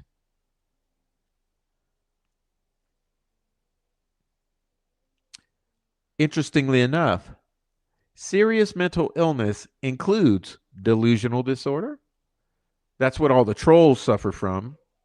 Psychotic disorder, and major depressive disorder. Exactly what Richard Allen was diagnosed with. Segregation is harmful to prisoners with serious mental illness due to lack of social interaction, significant sensory deprivation, forced idleness, leading to decompensation and psychological pain. An inmate decompensating from solitary might experience hallucinations, sleep disturbances, memory problems, anxiety, paranoia, depression, eating problems, or engaging in self-injury or unaliving. Suicide watch further exacerbates the illness. The severe conditions in segregation units cause a predictable deterioration of seriously mentally ill prisoners' mental health. And the IDOC has explicitly observed, diagnosed, and noted patient decompensation. This all indicates that the IDOC knew that these effects occurred even in non-seriously mentally ill offenders, much less those diagnosed with serious mental illness.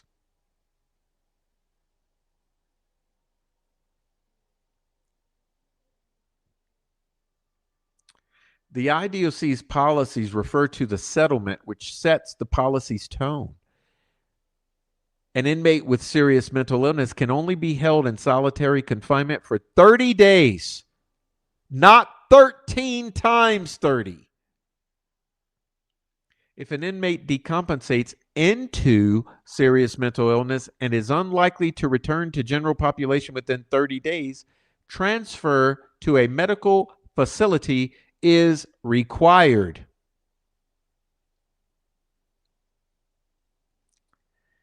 Allen admitted Westcott's 127-page report. On August 21st of 2023, Westcott evaluated Allen, who had been in Westville for over 9 months. He was terrified, unsure what was real, and wondering if he was dead, in hell, or waiting for heaven. This is Dr. Westcott's own evaluation. He could not recall weeks of early 2023, including the playing with, eating, and smearing of feces, including confessing or banging his head repeatedly. He believed he had been drugged. Oh, what are the odds?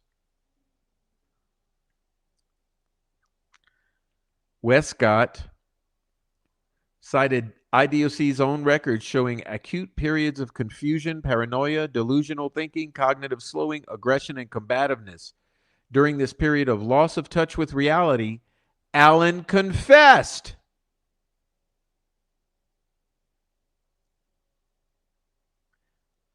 Westcott concluded Allen's psychosis stemmed from major depressive disorder, his personality, and the well-known effects of solitary confinement.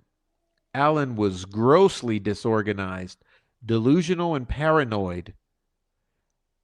And furthermore, according to Dr. Westcott, objective testing ruled out malingering or faking it, you assholes.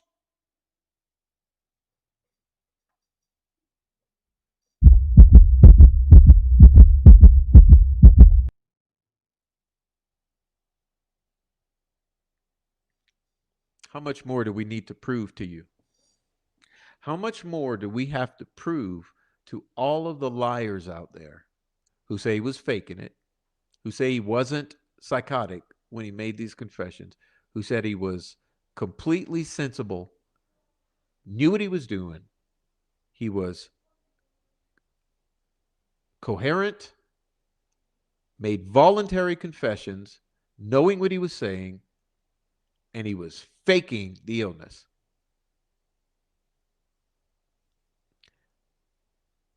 Your own state's psychologist proved it to you for us.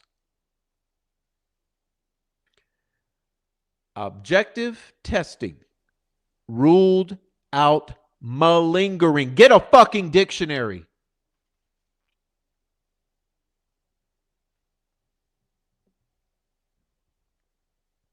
Sorry for yelling and actually hurting my throat and hurting my head. But this shit right here triggers one.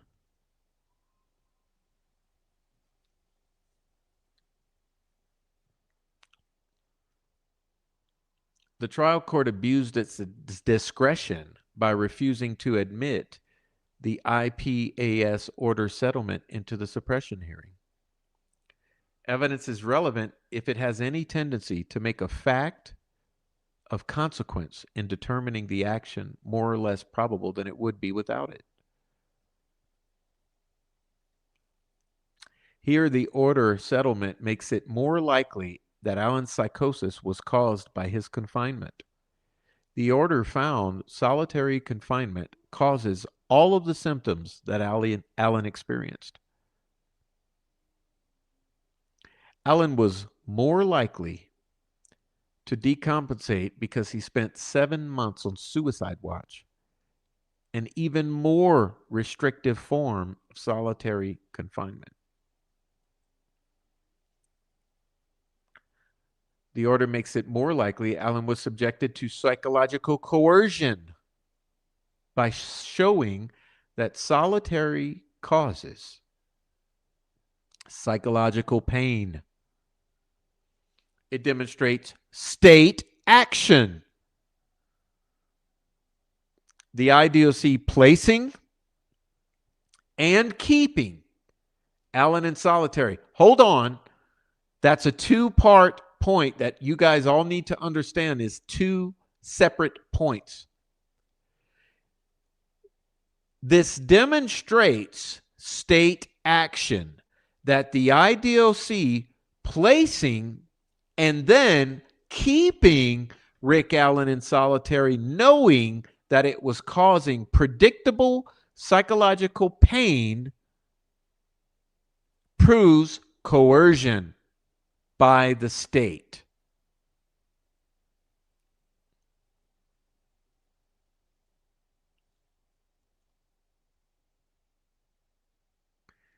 The order and settlement shows how extensively IDOC violated its own policies, as it includes major depressive disorder within the serious mental illness definition.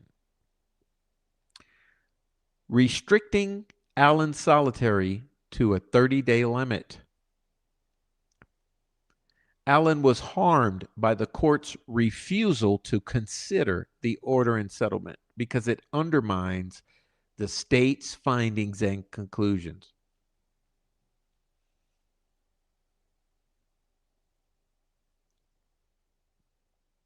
The state failed to prove Allen's statements made while gravely disabled were voluntary. The U.S. Constitution. State failed to prove his statements were not a product of psychological coercion. An involuntary statement obtained through state action violates due process and is inadmissible. Hello.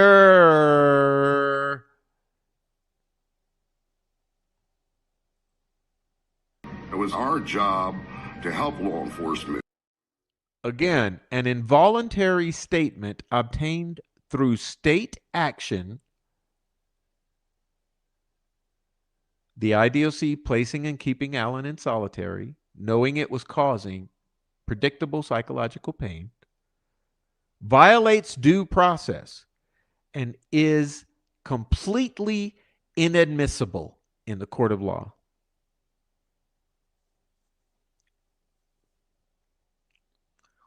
A confession is voluntary if it's a product of rational intellect and freely self-determined rather than overborne by state will. State law enforcement can include psychiatric facilities and this one, and prison staff. State law enforcement in this terminology can include psychiatric facilities and prison staff members.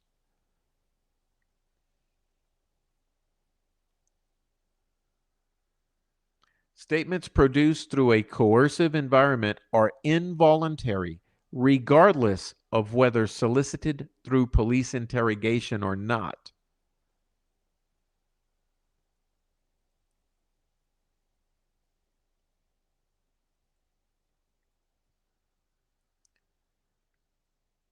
When state actors use more subtle forms of psychological coercion, the defendant's mental illness is more significant in the voluntariness determination. But the state must still exploit the defendant's illness with coercive tactics. This is generally done through aggressive interrogation, but exploitation can occur in other ways. It's difficult to imagine a situation in which a confession would be less a product of free intellect, less voluntary, than when brought about by a drug having the effect of a truth serum. For a statement to be involuntary, state action must be causally related to the confession.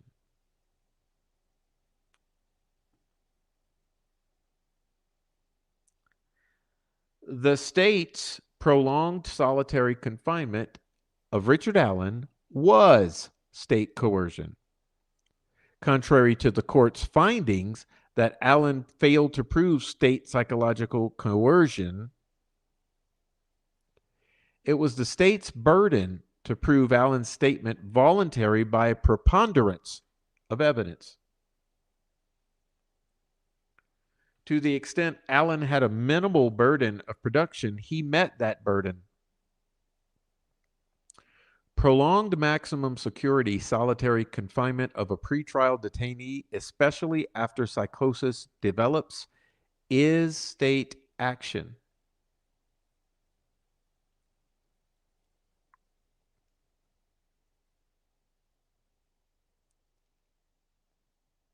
Allen consistently protested his innocence until enduring 5 months of maximum security solitary confinement with no human contact except while chained or caged.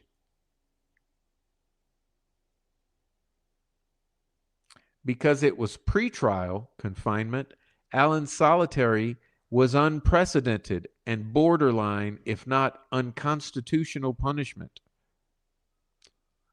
Other IDOC safekeepers were in mental health units, not solitary. What? Wait.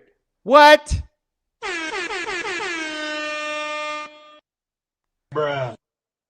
Someone explain that to me. Other IDOC safekeepers during this time were kept in mental health units and not solitary confinement. Well, then why the fuck was Richard Allen kept in solitary confinement at Westville and not in a mental health unit?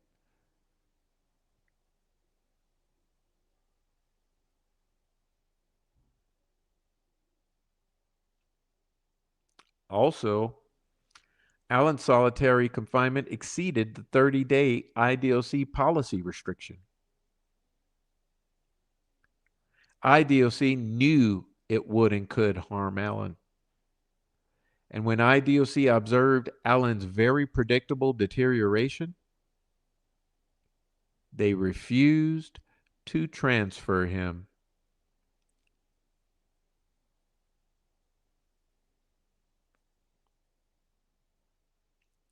Finally, the state's conduct also involved the prosecutor, law enforcement, and the judge. After Allen filed his April 5th emergency transfer motion citing his dire condition,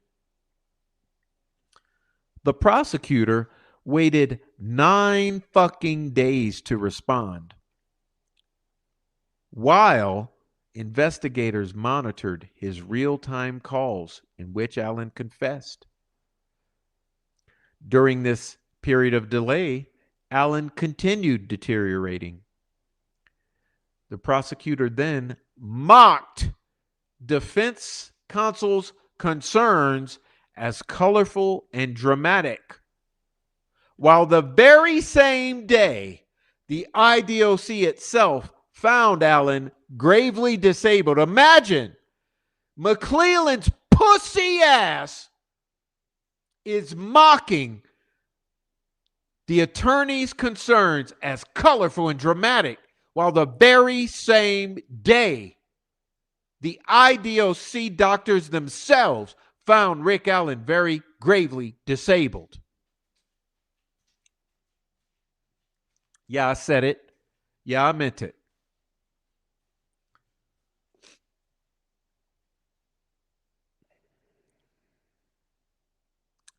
Knowing Richard Allen was decompensating, the court refused to transfer him,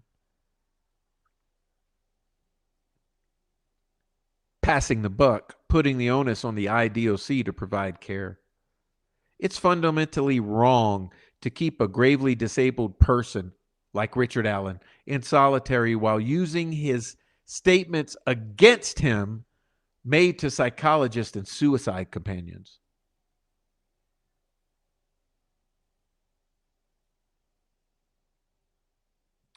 One week later, the prosecutor sought all medical records, videos, and communications while confessions were ongoing. Monitoring, collecting his statements consumed hundreds of hours and produced over 60 confessions. ISP interviewed inmates and guards and even sent a psychologist to speak to Dr. Walla. Allen showed more than sufficient state action. Furthermore, the state's prolonged pretrial solitary confinement was psychological coercion.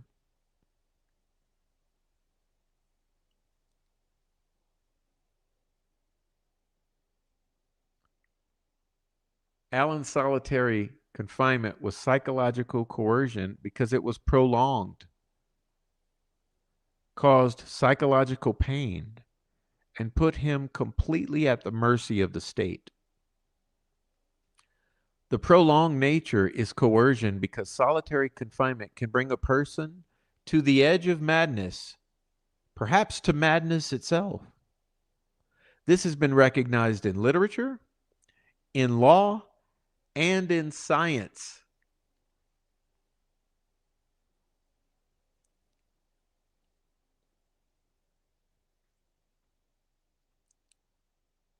Solitary confinement causes psychological trauma, including psychosis, hallucinations, and paranoia.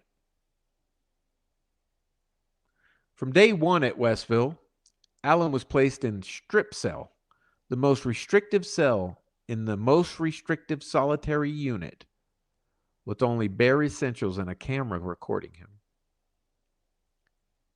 Soon thereafter, IDOC ordered guards to videotape him when out of the cell, including showering and attorney visits.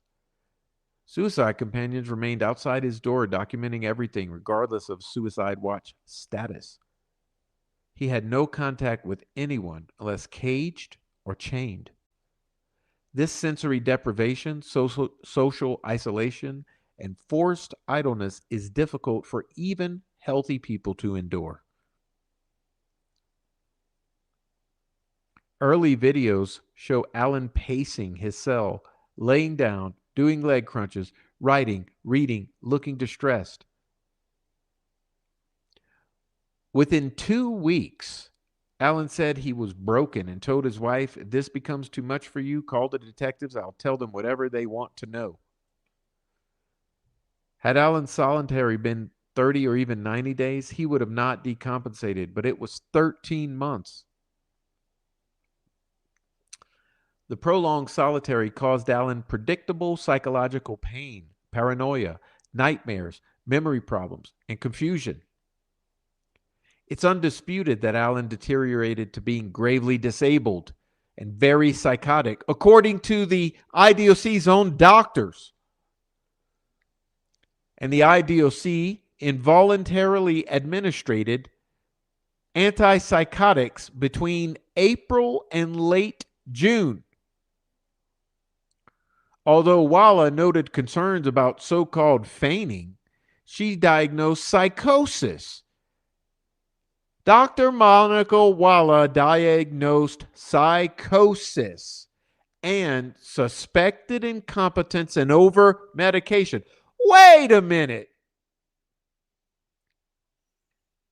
Are you telling me that not only Dr. Westcott, but Dr. Monica Walla herself diagnosed Richard Allen with psychosis, with incompetence, and with over medication? Dr. Monica Walla herself knew that he was overly medicated?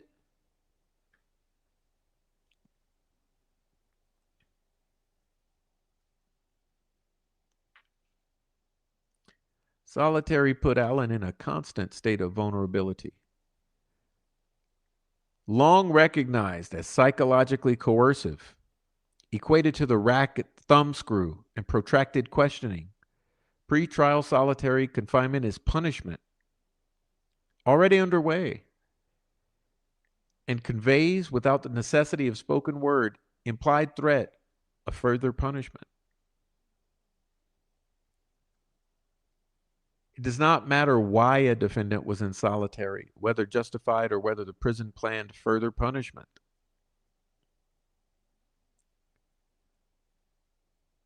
In this harsh environment, Dr. Walla controlled all aspects of Allen's life, including whether he got bedding,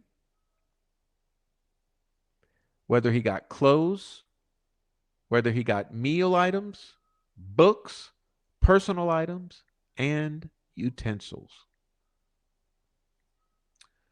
Monica Walla could provide a new window and a tablet or strip him to nothing. Privileges were contingent upon pleasing her. Whether Walla had ill intent is irrelevant. It is what Allen thought and what solitary confinement did to him or would do to many of us or any of us. In fact, and listen to this one, after confessing to Dr. Monica Walla on May 3rd, he asked for his property back. He thought, if I confess to her, I'm going to get my shit back. And of course, she indicated she needed more consistency.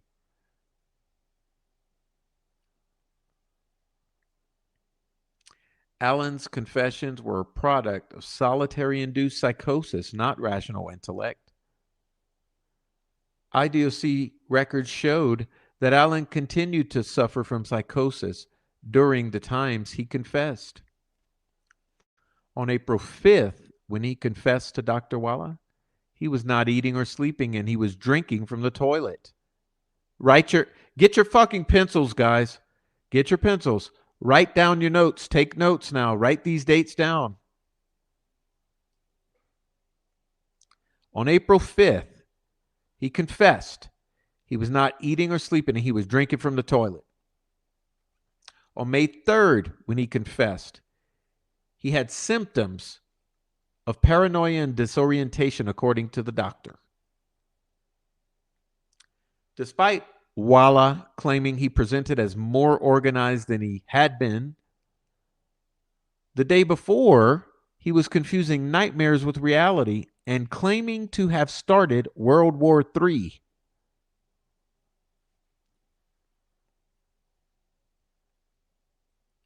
Two days before, he was diagnosed as too disjointed to even hold a conversation. Days earlier, he covered himself in feces and claimed he was King Michael.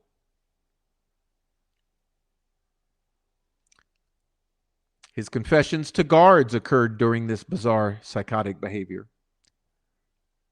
Guards believed he was faking, but they are not clinicians. Both of his doctors said he was not. And remember, Dr. Westcott found no malingering through objective testing.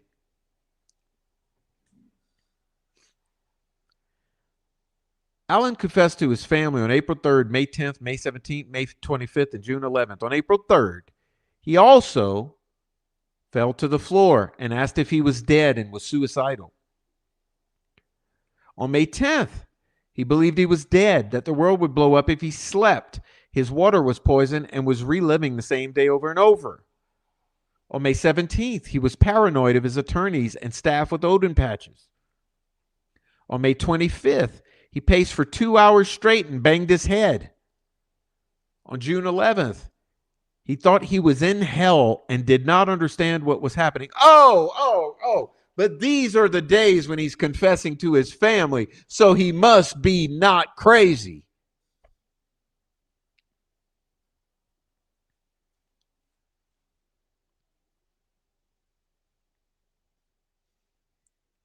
And remember, in August, Allen didn't even remember confessing or weeks of early April. Throughout, he complained of memory loss. State action overborne Allen's free will. Allen did not confess until after 5 to 7 months of solitary confinement. Before arrest, he consistently denied involvement. Dr. Westcott opined that Allen's psychosis was caused by the stress of solitary confinement on his pre-existing mental illness.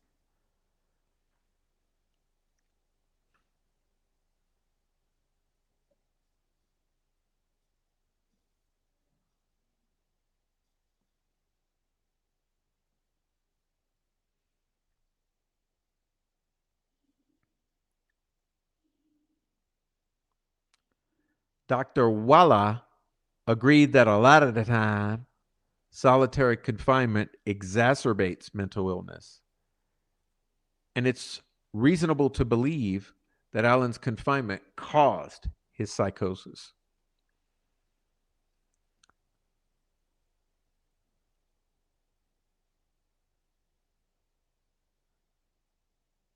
The social isolation of solitary makes people question themselves.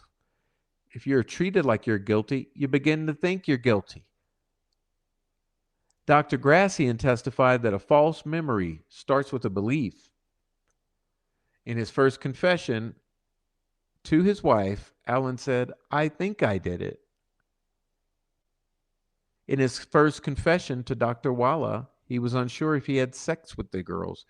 Allen got facts wrong and confessed to crimes he didn't commit. Richard Allen claimed he shot the girls. Oh my God! Bruh. It was our job to help law enforcement. This is bullshit, Alado.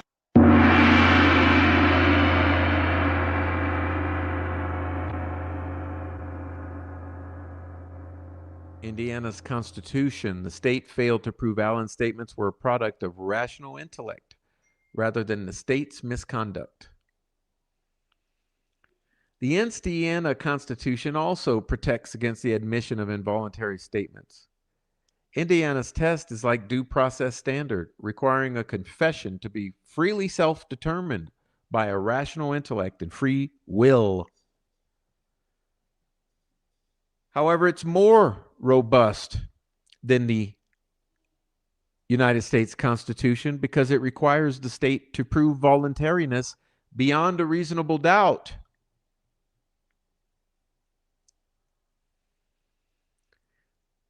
Also, it does not require state action to be coercive to overcome a mentally ill person's will.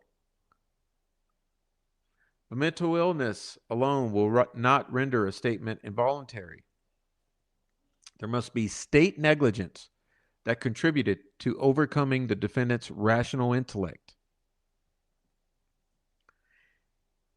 In this case, here,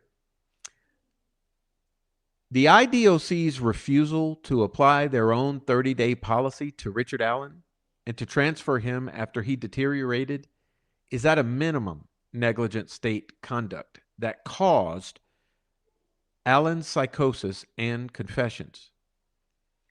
and the prosecutor's willful fucking delay and the trial court's abject refusal to set a timely hearing exacerbated Richard Allen's deterioration. This is conduct that the Indiana Constitution cannot tolerate, regardless of whether it constitutes coercion under federal due process or not.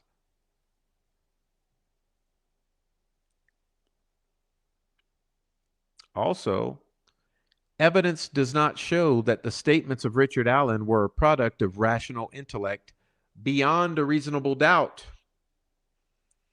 Allen was considered gravely fucking disabled through June 16th when he received his last emergency 30-day Haldol injection due to self-harm.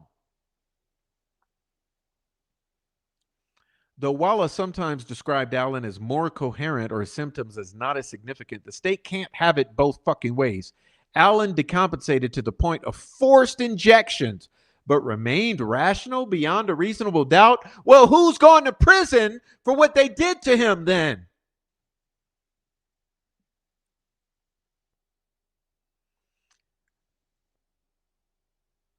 Hello?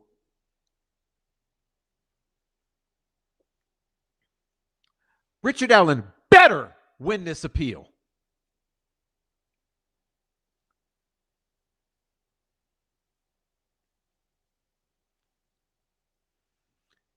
Even if Allen could occasionally hold a goddamn conversation, it does not render his confessions voluntary beyond a reasonable doubt.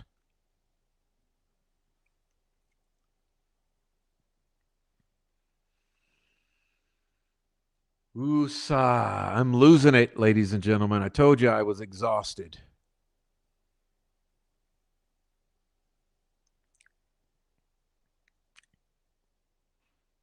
Even if the court finds Allen's statements are voluntary beyond a reasonable doubt, they are nevertheless the product of an unconstitutional detention.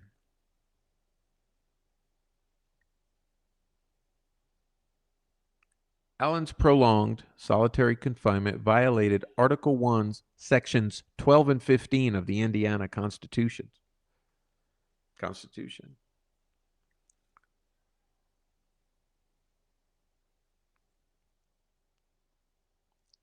Allen was sent to solitary for supposed safekeeping without even a hearing or a fucking notice. Even when his attorneys informed the court of his dire condition, the court refused to set a hearing in violation of Indiana Code Section 3533.11.2. Although the court eventually held a hearing on June 15, 2023, by that time the damn damage was done.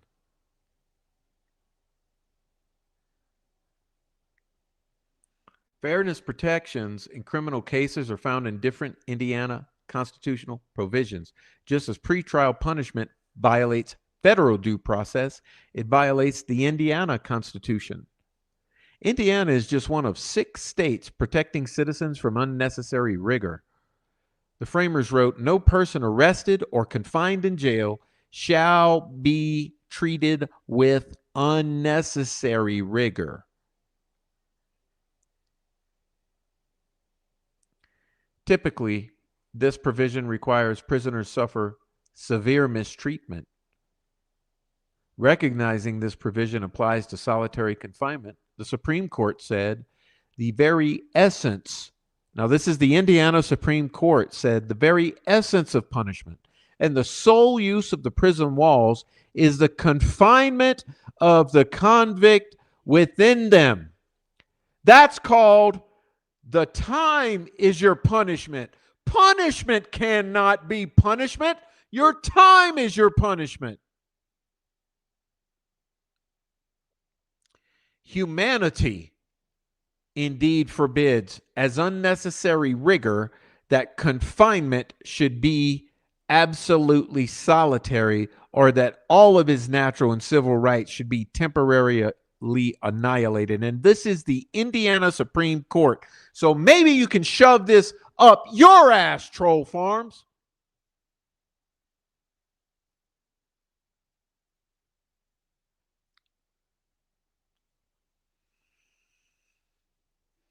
Here, Allen's treatment rose to the level of unnecessary rigor. Rigor is the act or instance of strictness, severity, or cruelty. When Allen started suffering from confusion, memory lapses, paranoia, and bizarre behavior, there was no longer a risk he could not handle the harsh conditions of maximum security solitary. It was a reality. The strictness, severity, and cruelty of his confinement is evident on the video where he is screaming in fear, confused about where he is, and unable to respond and drooling while self-harming.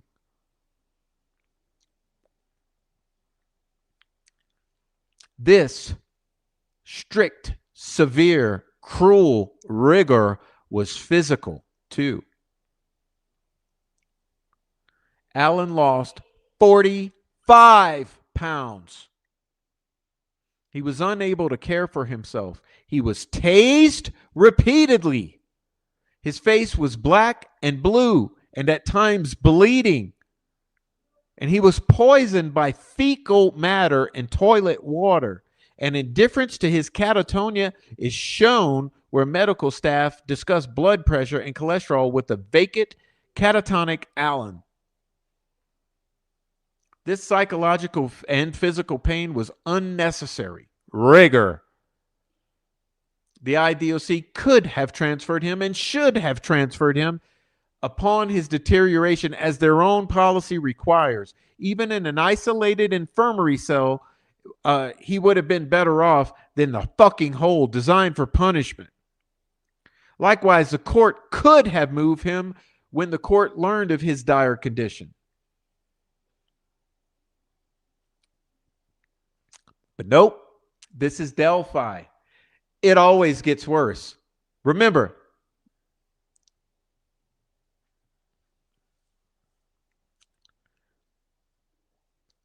the constitutional violations require suppression. Over 150 years ago, Dostoevsky wrote, "The degree of civilization in a society can be judged by entering its prisons." Writing about the effects of solitary, Justice Kennedy hearkened to this quote, noting, "There is truth to this in our own time." Applying the exclusionary rule to those constitutional violations would deter abuses within our own prison system and in law enforcement. It would protect judicial system integrity by showing it condemns this kind of conduct. And it would protect the human dignity of those unable to make bond while awaiting trial. Indiana has a robust exclusionary rule. Indiana adopted the exclusionary rule long before the Fourth Amendment exclusionary rule applied to the states. Under the exclusionary rule, to determine whether a statement is the product of an illegal detention, the court must ask if the statement, quote, has been come at by exploitation of that illegality or instead by means sufficiently distinguishable to be purged of the primary taint. The court considers the time elapsed between the illegality and the acquisition of the evidence and the presence of intervening circumstances with the purpose of flagrancy of the official misconduct. First, Allen's statements occurred during the illegality of his detention at Westville. Second, there were no intervening circumstances. Again, there's a well-known connection between solitary and psychosis and delirium. Thirdly, the constitutional violation was flagrant because IDOC violated its own damn policies for keeping Allen safe, and the court and prosecutor refused to fucking help Allen and mocked Allen when his attorneys warned of deterioration.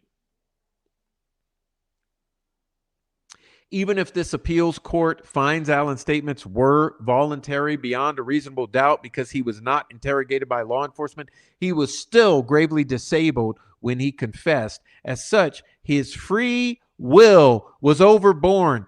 His free will did not purge the taint of his illegal detention. His free will was overcome by the coercion of the state. The trial court erred by denying the motion to suppress, and the error was not harmless. Before a state or federal constitutional error can be held harmless, the court must find that it was harmless beyond a reasonable doubt. No piece of evidence may have greater sway over jury than a defendant's confession. The erroneous admission of statements to Dr. Monica Walla alone were prejudicial because they were a large part of the state's case. The prosecutor particularly concentrated on Allen's May fucking 3rd statement, arguing that Allen knew a fact only the killer would know. The confessions also countered Allen's confident and unwavering pre-solitary protest of innocence. Let's go back to the May 3rd statement.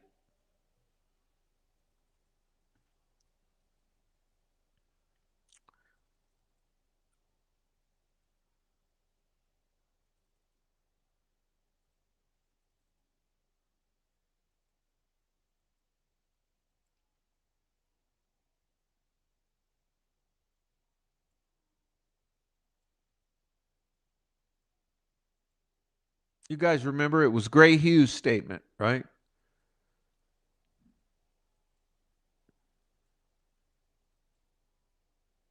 Am I not going to be able to find it because my eyes?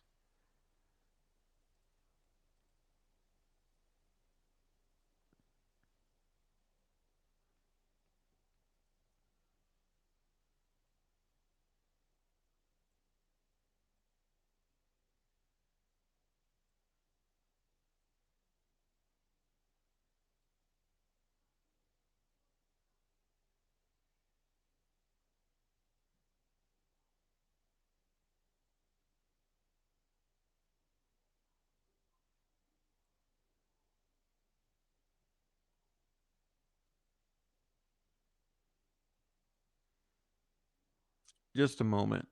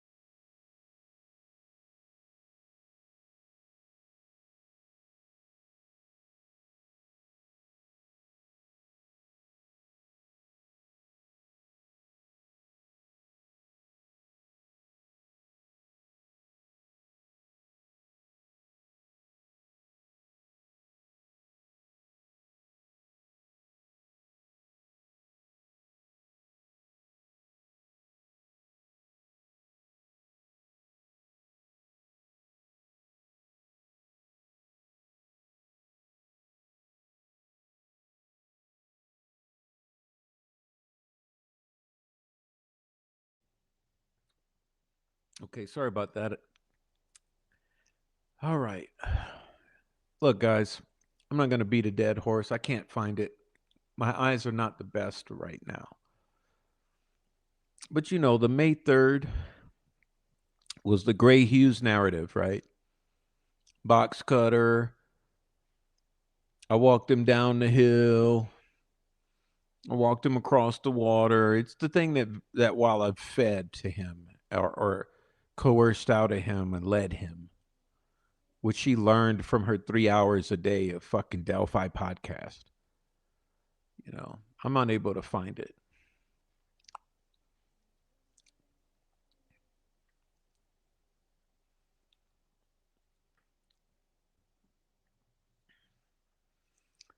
But I want to bring up part 2 here. Part 2 is the trial court erred by admitting Alan's confessions. This is in response to good old boy Nicky the Dick McClelland's harmless error claims, right?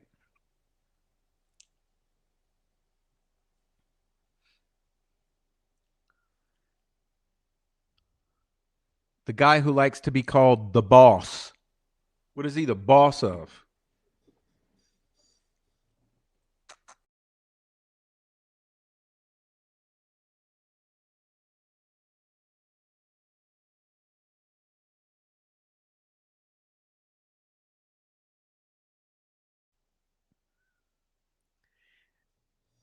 So I'm responding to McClelland's fucking gaslight, or what I should call Todd Rokita's. The trial court erred by admitting Alan's confessions, period. The state's brief answers a case Alan is not making. It portrays his appeal as a challenge to every statement made by anyone in solitary.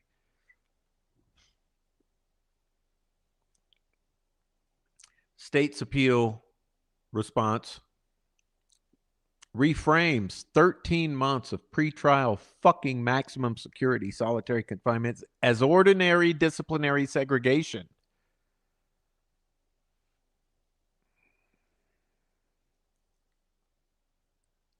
And treats Alan's decompensation as incidental rather than direct cause of his confessions. It's called gaslighting, okay? For all those out there who actually have common sense, it's called that be a bullshit. The framing cannot be reconciled with the actual record. Alan entered IDOC with pre-existing major depressive disorder and was placed on day one in the most restrictive strip cell in the most restrictive unit of a maximum security prison. For more than a year, he was recorded, caged, and chained in every movement. He lost 45 pounds. He hit his head on his cell door until he had 2 black eyes. He ate his own feces. He was tased and involuntarily medicated with 30-day Haldol injections. On 4 occasions, he was found very psychotic and formally declared gravely disabled by IDOC medical staff.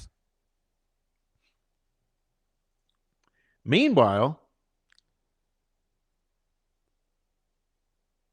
the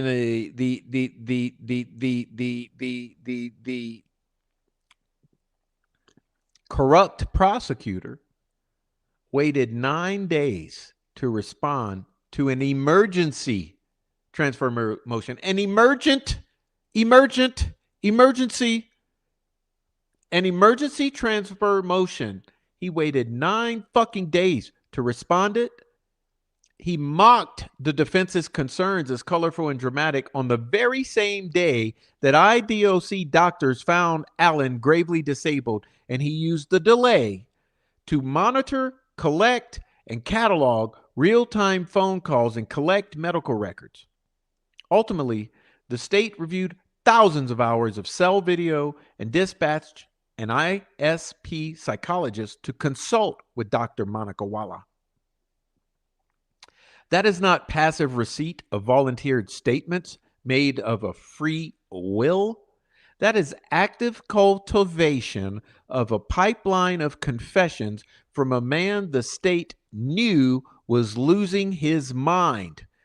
It's called the state benefiting from cultivating a pipeline of confessions made under duress in a psychosis from a man that they knew was deteriorating due to the conditions they had placed him in. State coercion at its finest. The question on appeal is very straightforward. Can the state benefit from confessions obtained under these conditions? And the answer remains no. The appellate issue is preserved because the trial court made that clear during trial under Rule 103B. Once a court rules definitively on the record, a party need not renew objections to preserve errors for appeal.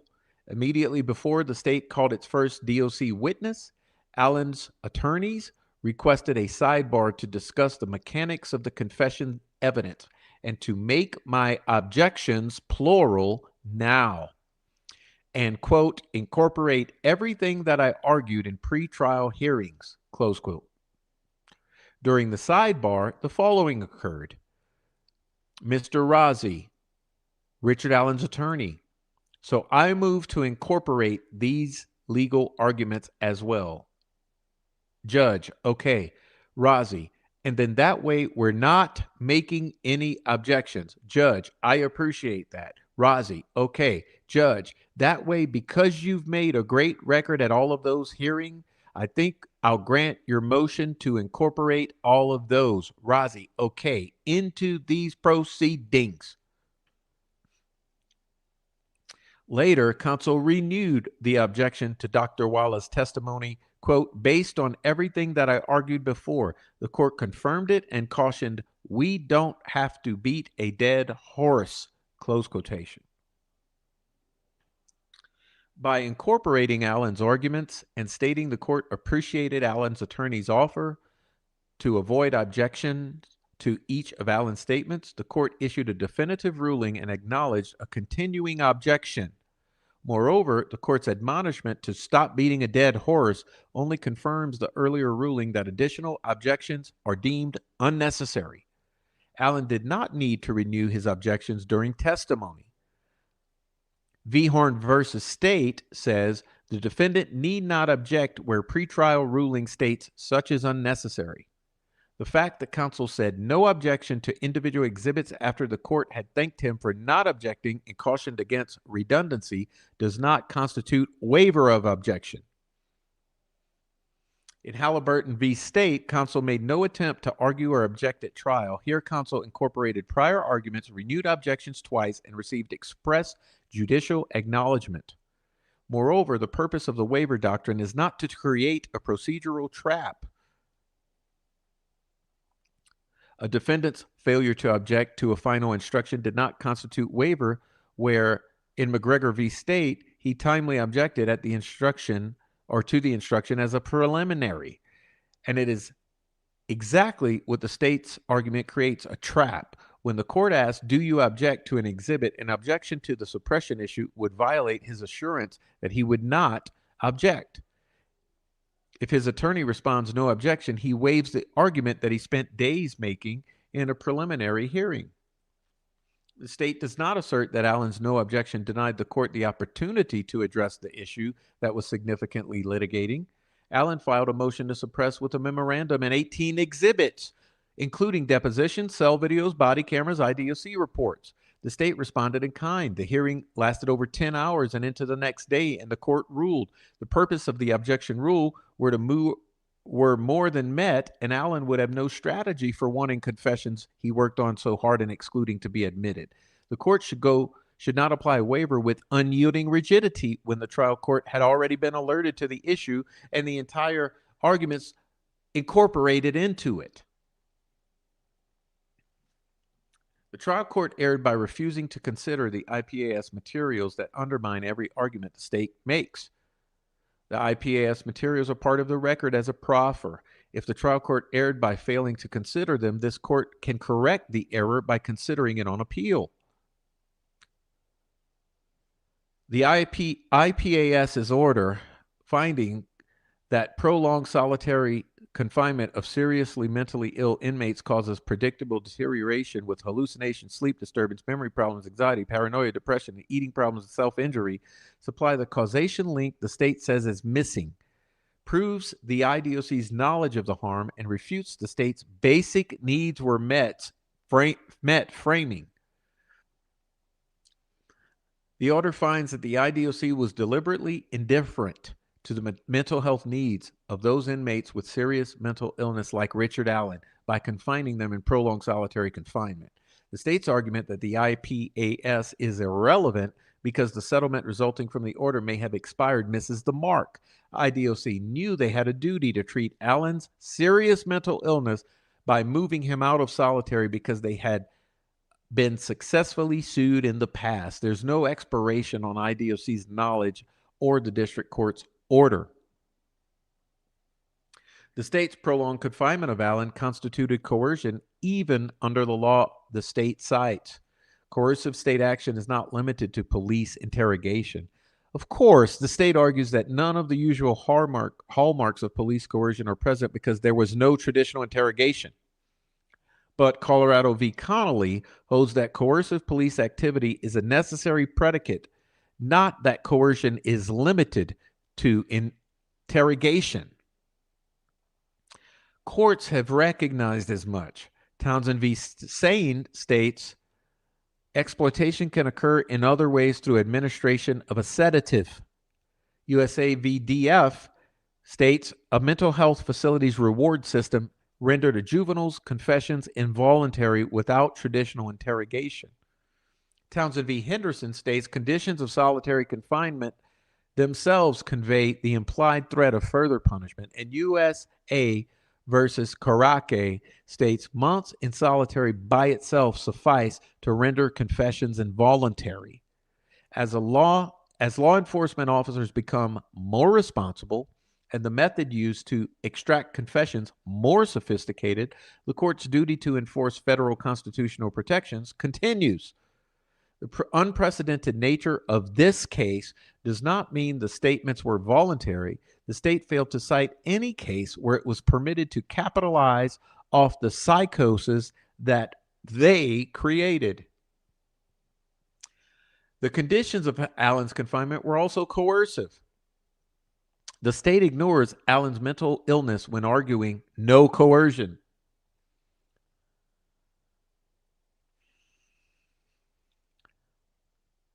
What it does to the mind is not contested science. It is a recognized method of breaking down human will. Kennedy, concurring in Davis v. Avella, states solitary can bring a person to the edge of madness, perhaps to madness itself.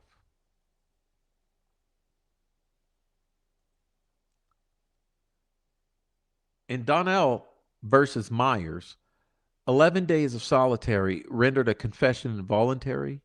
Conditions would destroy the willpower of almost any human being. The state's contrary cases each involved rational defendants. Here, Allen was smearing feces on himself, speaking to people who weren't there, and being involuntarily medicated on the very same days he confessed. These cases establish a floor that Allen's case vastly exceed. The state's slippery slope argument fails because Allen's confinement was unprecedented and harsh. Allen's confinement was unprecedented. 1. Allen was the only pretrial detainee in maximum security solitary confinement in recent Indiana history. Pretrial detainees with serious mental illness, like Allen, are typically housed in a mental health treatment unit. 2. Allen was constantly video monitored, even when not suicidal and when moved out of cell. 3. Suicide companions were at his cell door 24/7, documenting his statements even when he was not suicidal. 4. Pursuant to IDOC's own policies, any other inmate who deteriorated like Allen did would have been moved to a mental health unit. 5. Allen was kept in solitary confinement 13 times longer than the 30-day maximum limit to which IDOC agreed. 6. Allen's harm was both mental and physical. These are not predictable consequences of disciplinary segregation. They are predictable psychological pain of prolonged solitary confinement on a seriously mentally ill detainee. They are the very effects that IDOC's own 30-day policy exists to prevent, and they are more severe in medical and psychological damage than the conditions described in Brooks v. Florida and Donnell v. Myers, because they lasted not 14 days, but 13 months. Allen does not argue that every statement made by every single restricted housing inmate must be suppressed. He argues that these conditions imposed on him with this mental health profile over this duration, while the prosecutor actively cultivated confessions, overborne his free will. That is precisely the totality of the circumstance required in Shinekloth v. Bustamante. The state failed to prove Allen confessions were voluntary. The state applies the wrong test and inverts the burden of proof. The state frames voluntariness as requiring outrageous or barbaric conditions.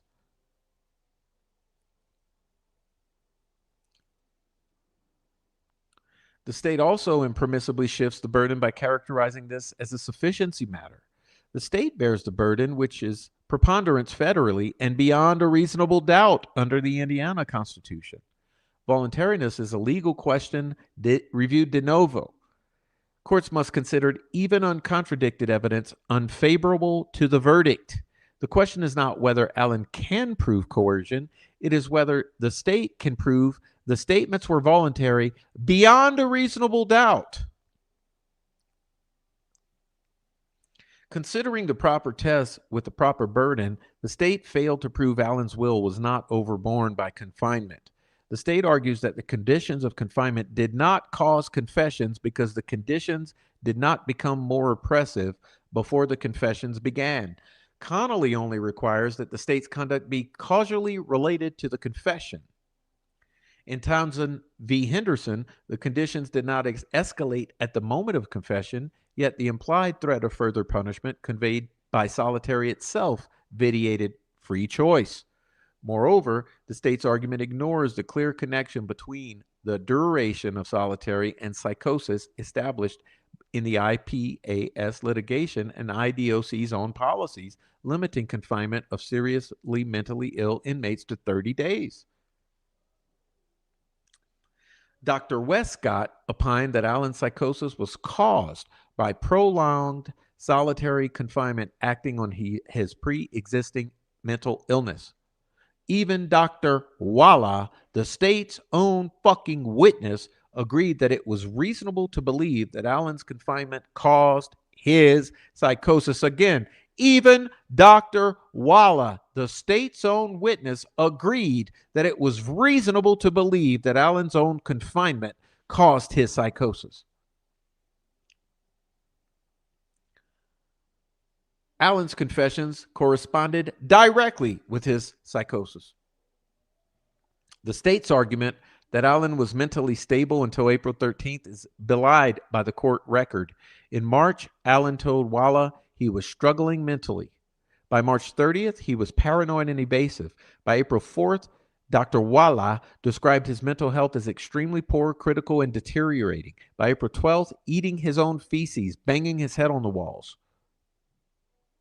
Allen's attorneys also noted his steep decline beginning March 24th.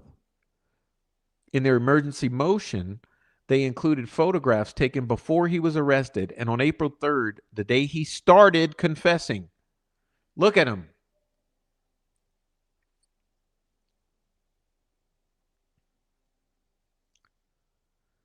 At 3:12 a.m.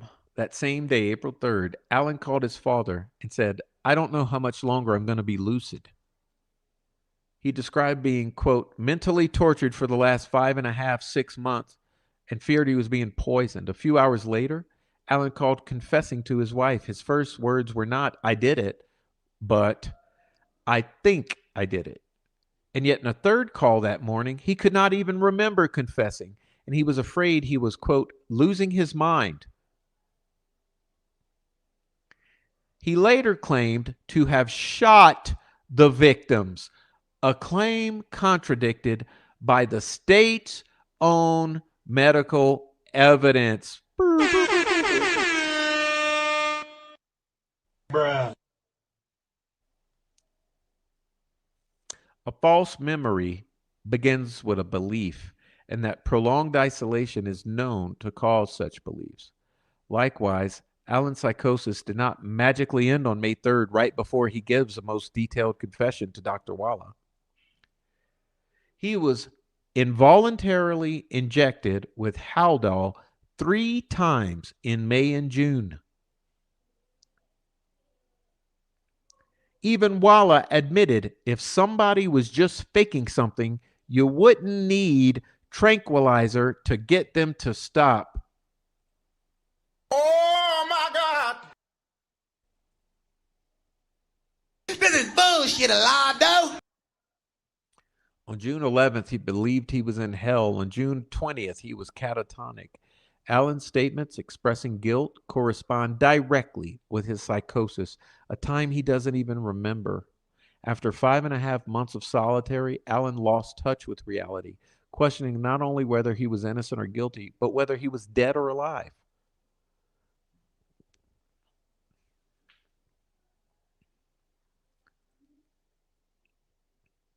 The state's alternative cause theories are speculation.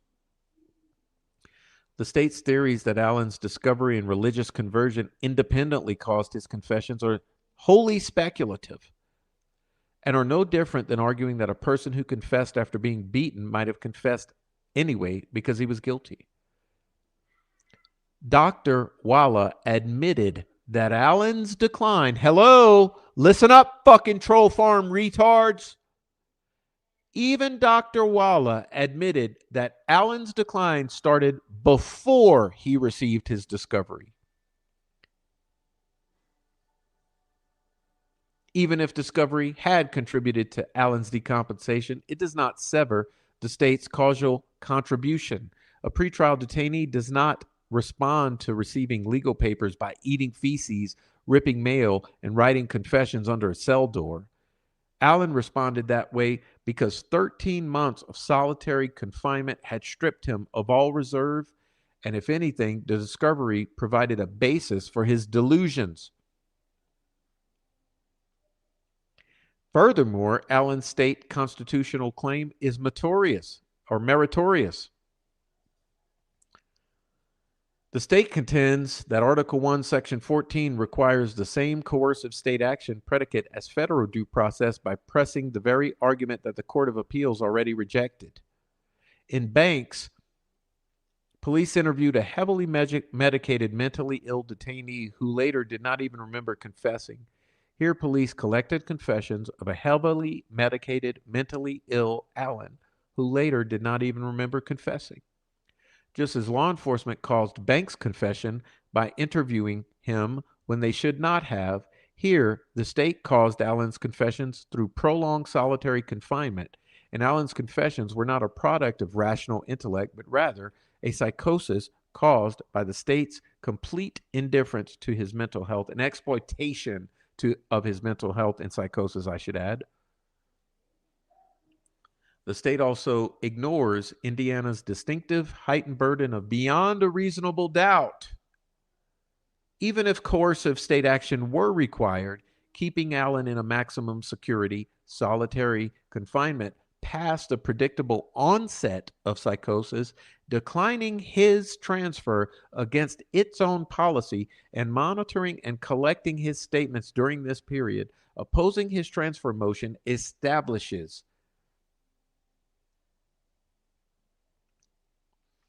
the error was not harmless, as the state argues. At trial, the state called 12 fucking witnesses and introduced 17 exhibits involving over 30 confessions. During closing, the psychotic prosecutor walked the jury through 18 of those confessions and twice replayed Alan's phone calls while showing the jury brutal, gory images of the dead victims. In rebuttal, the prosecutor argued that Allen knew a fact only the killer would know. The state's argument that the confessions were harmless does not survive scrutiny.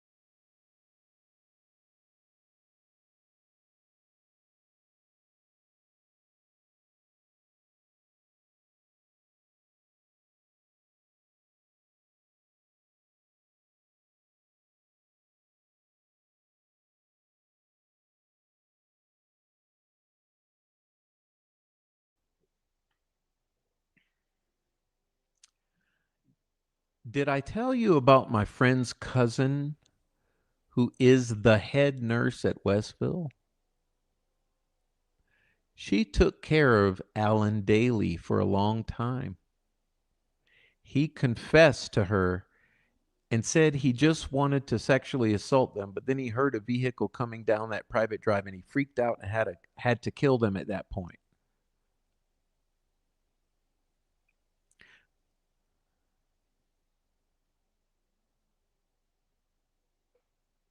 Do you believe your friend? Oh, yeah, she doesn't even follow Delphi. She was like, you know that Richard Allen guy they arrested for Delphi? Yeah, motherfucker. Then she told me that story, and her cousin showed her a few pics she had on her phone from when he was smashing his head against the wall one day for like 8 hours straight. I believe her 110% because she doesn't lie. What is this?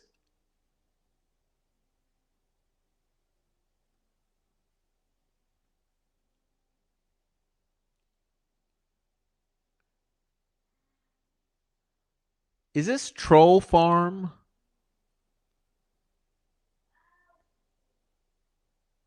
Troll Farm receiving photos of Alan smashing his head against the wall for straight 8 hours straight? Who's a head nurse at Westville?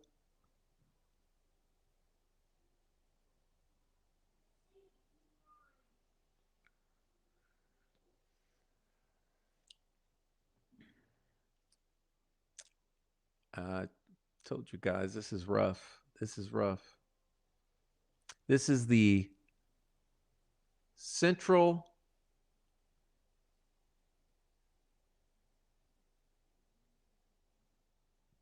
point of the appeal. This trumps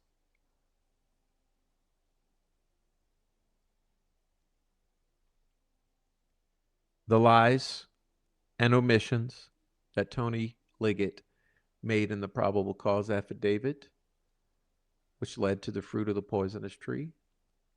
And this trumps all of the other errors made by Judge Gall in excluding all that she excluded from trial and all that she did to facilitate the railroading of Richard Allen.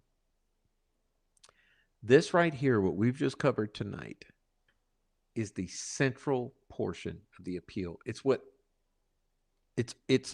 matters most. It's all that matters. If you think that all of this was okay, then I don't know what to tell you.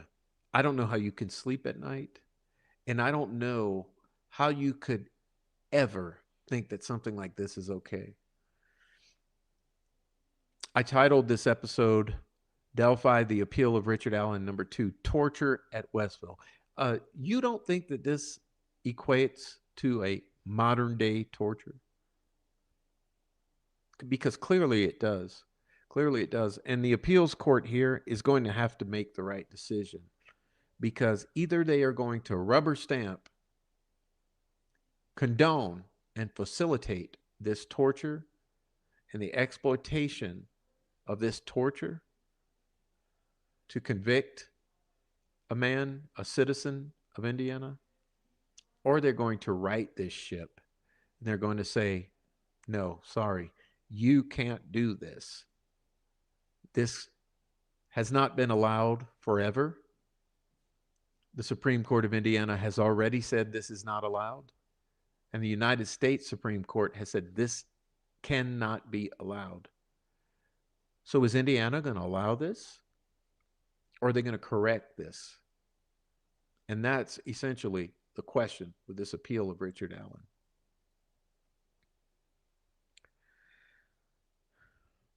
So I want to ask all of you to pray. If you don't pray, meditate. If you don't meditate, get in tune with the universe, your higher self, whatever you call it. Focus on that light, on that glimmer of light, that joy that a new life coming into this world exudes. What you see when you see children playing, the innocence, the joy, the life, because that's what this is all about. A flame of truth and of light, alive. Not burying evil with a worse evil.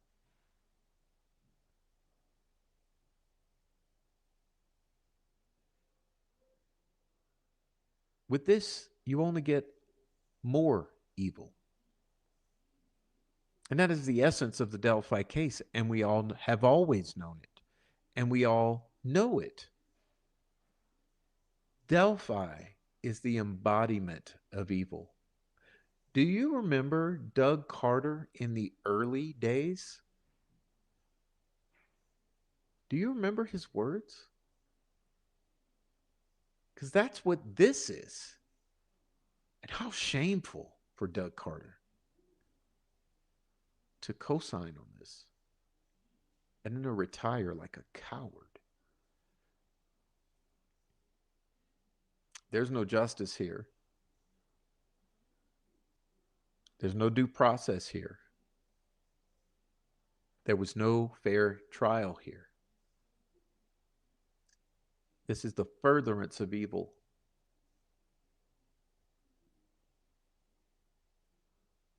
This case has wreaked evil for nearly 10 years. How much longer will it continue?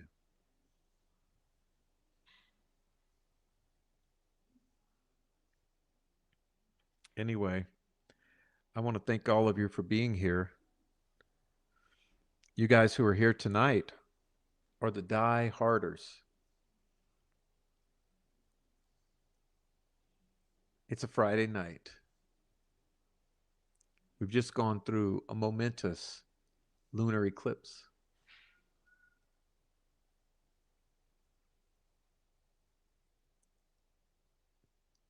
Many people don't take the time to gather and to speak the truth. But if you're watching this, if you have been, you made the commitment, and I truly appreciate it. And I ask you to think about all this and speak about it. Do what you can about it. Anyhow, as I mentioned early, I'm absolutely exhausted. It was a long show last night. That was phenomenal. And I implore you all to go and check that out. It's been another long one and quite exhausting going through this. But if you're interested in the documents we looked at tonight, for those of you who may not be aware, this was the appellant's brief filed December 17th, 2025. Richard Allen v. State of Indiana. This is the appellant's brief. And also, we went through the reply brief filed April 27th, 2026. So the appellant's brief, December 25, and the reply brief, April of 26. We also, at the beginning portion of our show tonight, we went through the Robert Baston letters from Westville, a witness to what was done to Richard Allen. We also had on Natalie for the Rally for Rights, Rally for Rick, which is going to be held the morning of oral arguments on this appeal at the Indiana State House, 7:30 a.m., September 21st, 2026. I want to thank Natalie for coming by and sharing a moment with us. I'd also like to thank all of you for being here and the support. Thank you, Nicole Watt, for the $4.99 super sticker, which reminds me to remind you, please support the channel. Please do support me in my endeavors here. It's a tough job, but somebody's got to do it. As you can see, not many viewers here tonight. Not much support here tonight. Support has dwindled since the trial of Richard Allen. But we're needed more than ever, and you're needed more than ever. So please support this channel. If you can't financially support with comments and sharing and likes and watching the content. And if you would like to support, please know that I have support pathways in my link tree, like a Cash App, a Venmo. If you like to support on a monthly basis, I have a Buy Me a Coffee where you can support on a monthly basis or become a member here, whatever you'd like to do. Please support in all ways. And if you're on the replay, support me big time by leaving comments down below. We love to hear from you. All of your comments mean so much. After these lives are done, I love the comments coming in. I love hearing what you have to say. And if you happen to catch a live, please be a champ and join the live chat. We always love to chat with you when we are here together.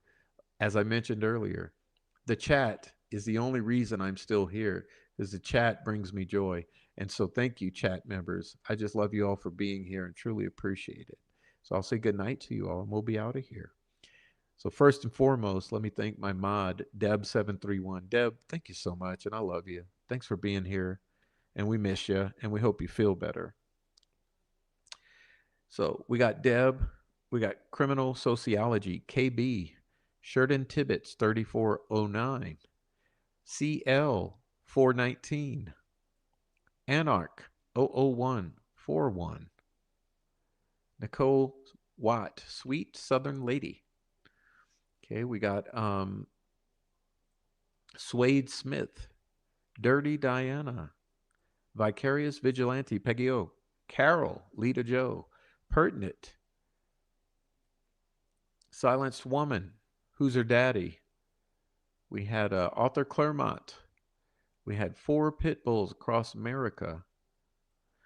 American Night Mom was here, and it was her birthday, so wish her happy birthday if you haven't already. Brittany Renee was here. Rebecca Ann was here. Who have I missed? I mean, so many were here. Elizabeth Park, Dennis McKean. Okay. The Troll Patrol. Mr. Ramos was here. Okay. We had MJ Lewis, 1964. Okay. Goddess, Monday. Sunflower Lola. Jackie Ball. Mustang was here. Becky was here. I don't know if I said Dennis McKean, but I'll say it again. Dennis was here. David Rogers was here representing. Texas Lady was here.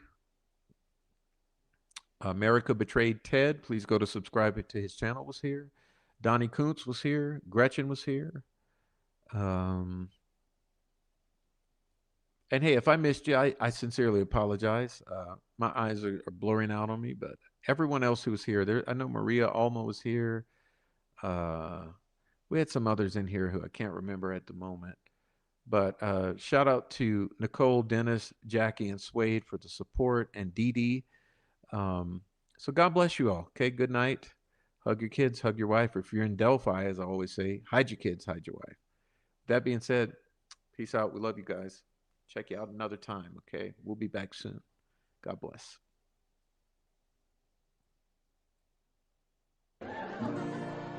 Thank you. Let's have a good time.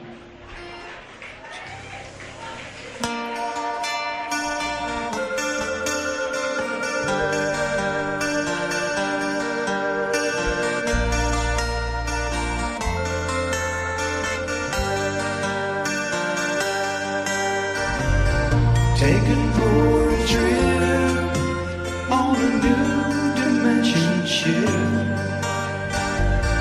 Taken for a ride over to the other side. Discovered that time's been forgotten like a song that they never played on the radio too long.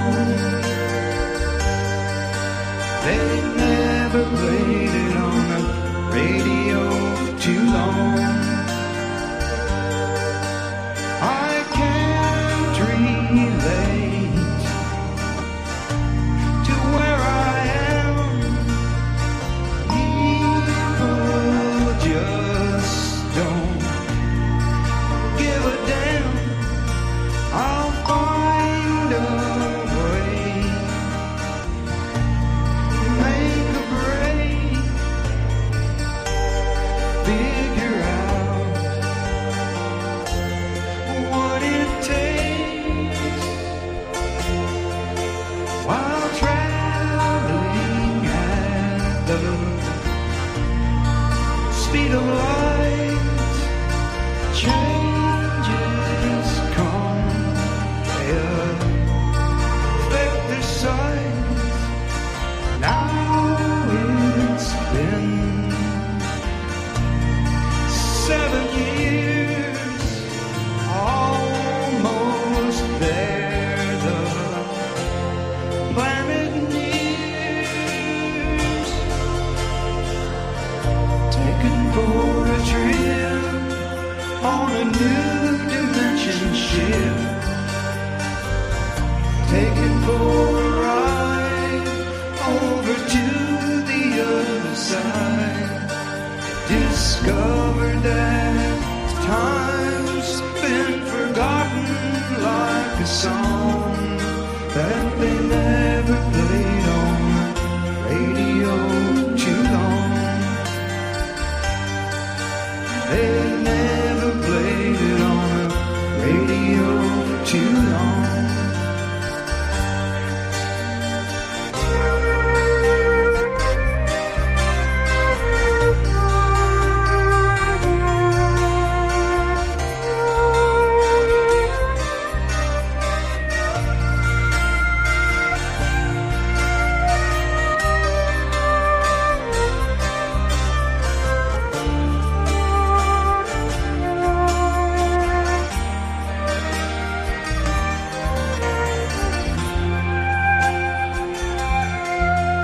There's people that I recognize. They've come here without disguise, searching for a better home, place where we're not all alone. Taken for a trip on a new dimension ship. Taken for a ride over to the other side. Discovered that time's been forgotten like a song that they never played on the radio too long. They never played it on the radio too long. They never played it on the radio too long. They never played it on the radio too long. Thank you very much. Mr. Doug Wright.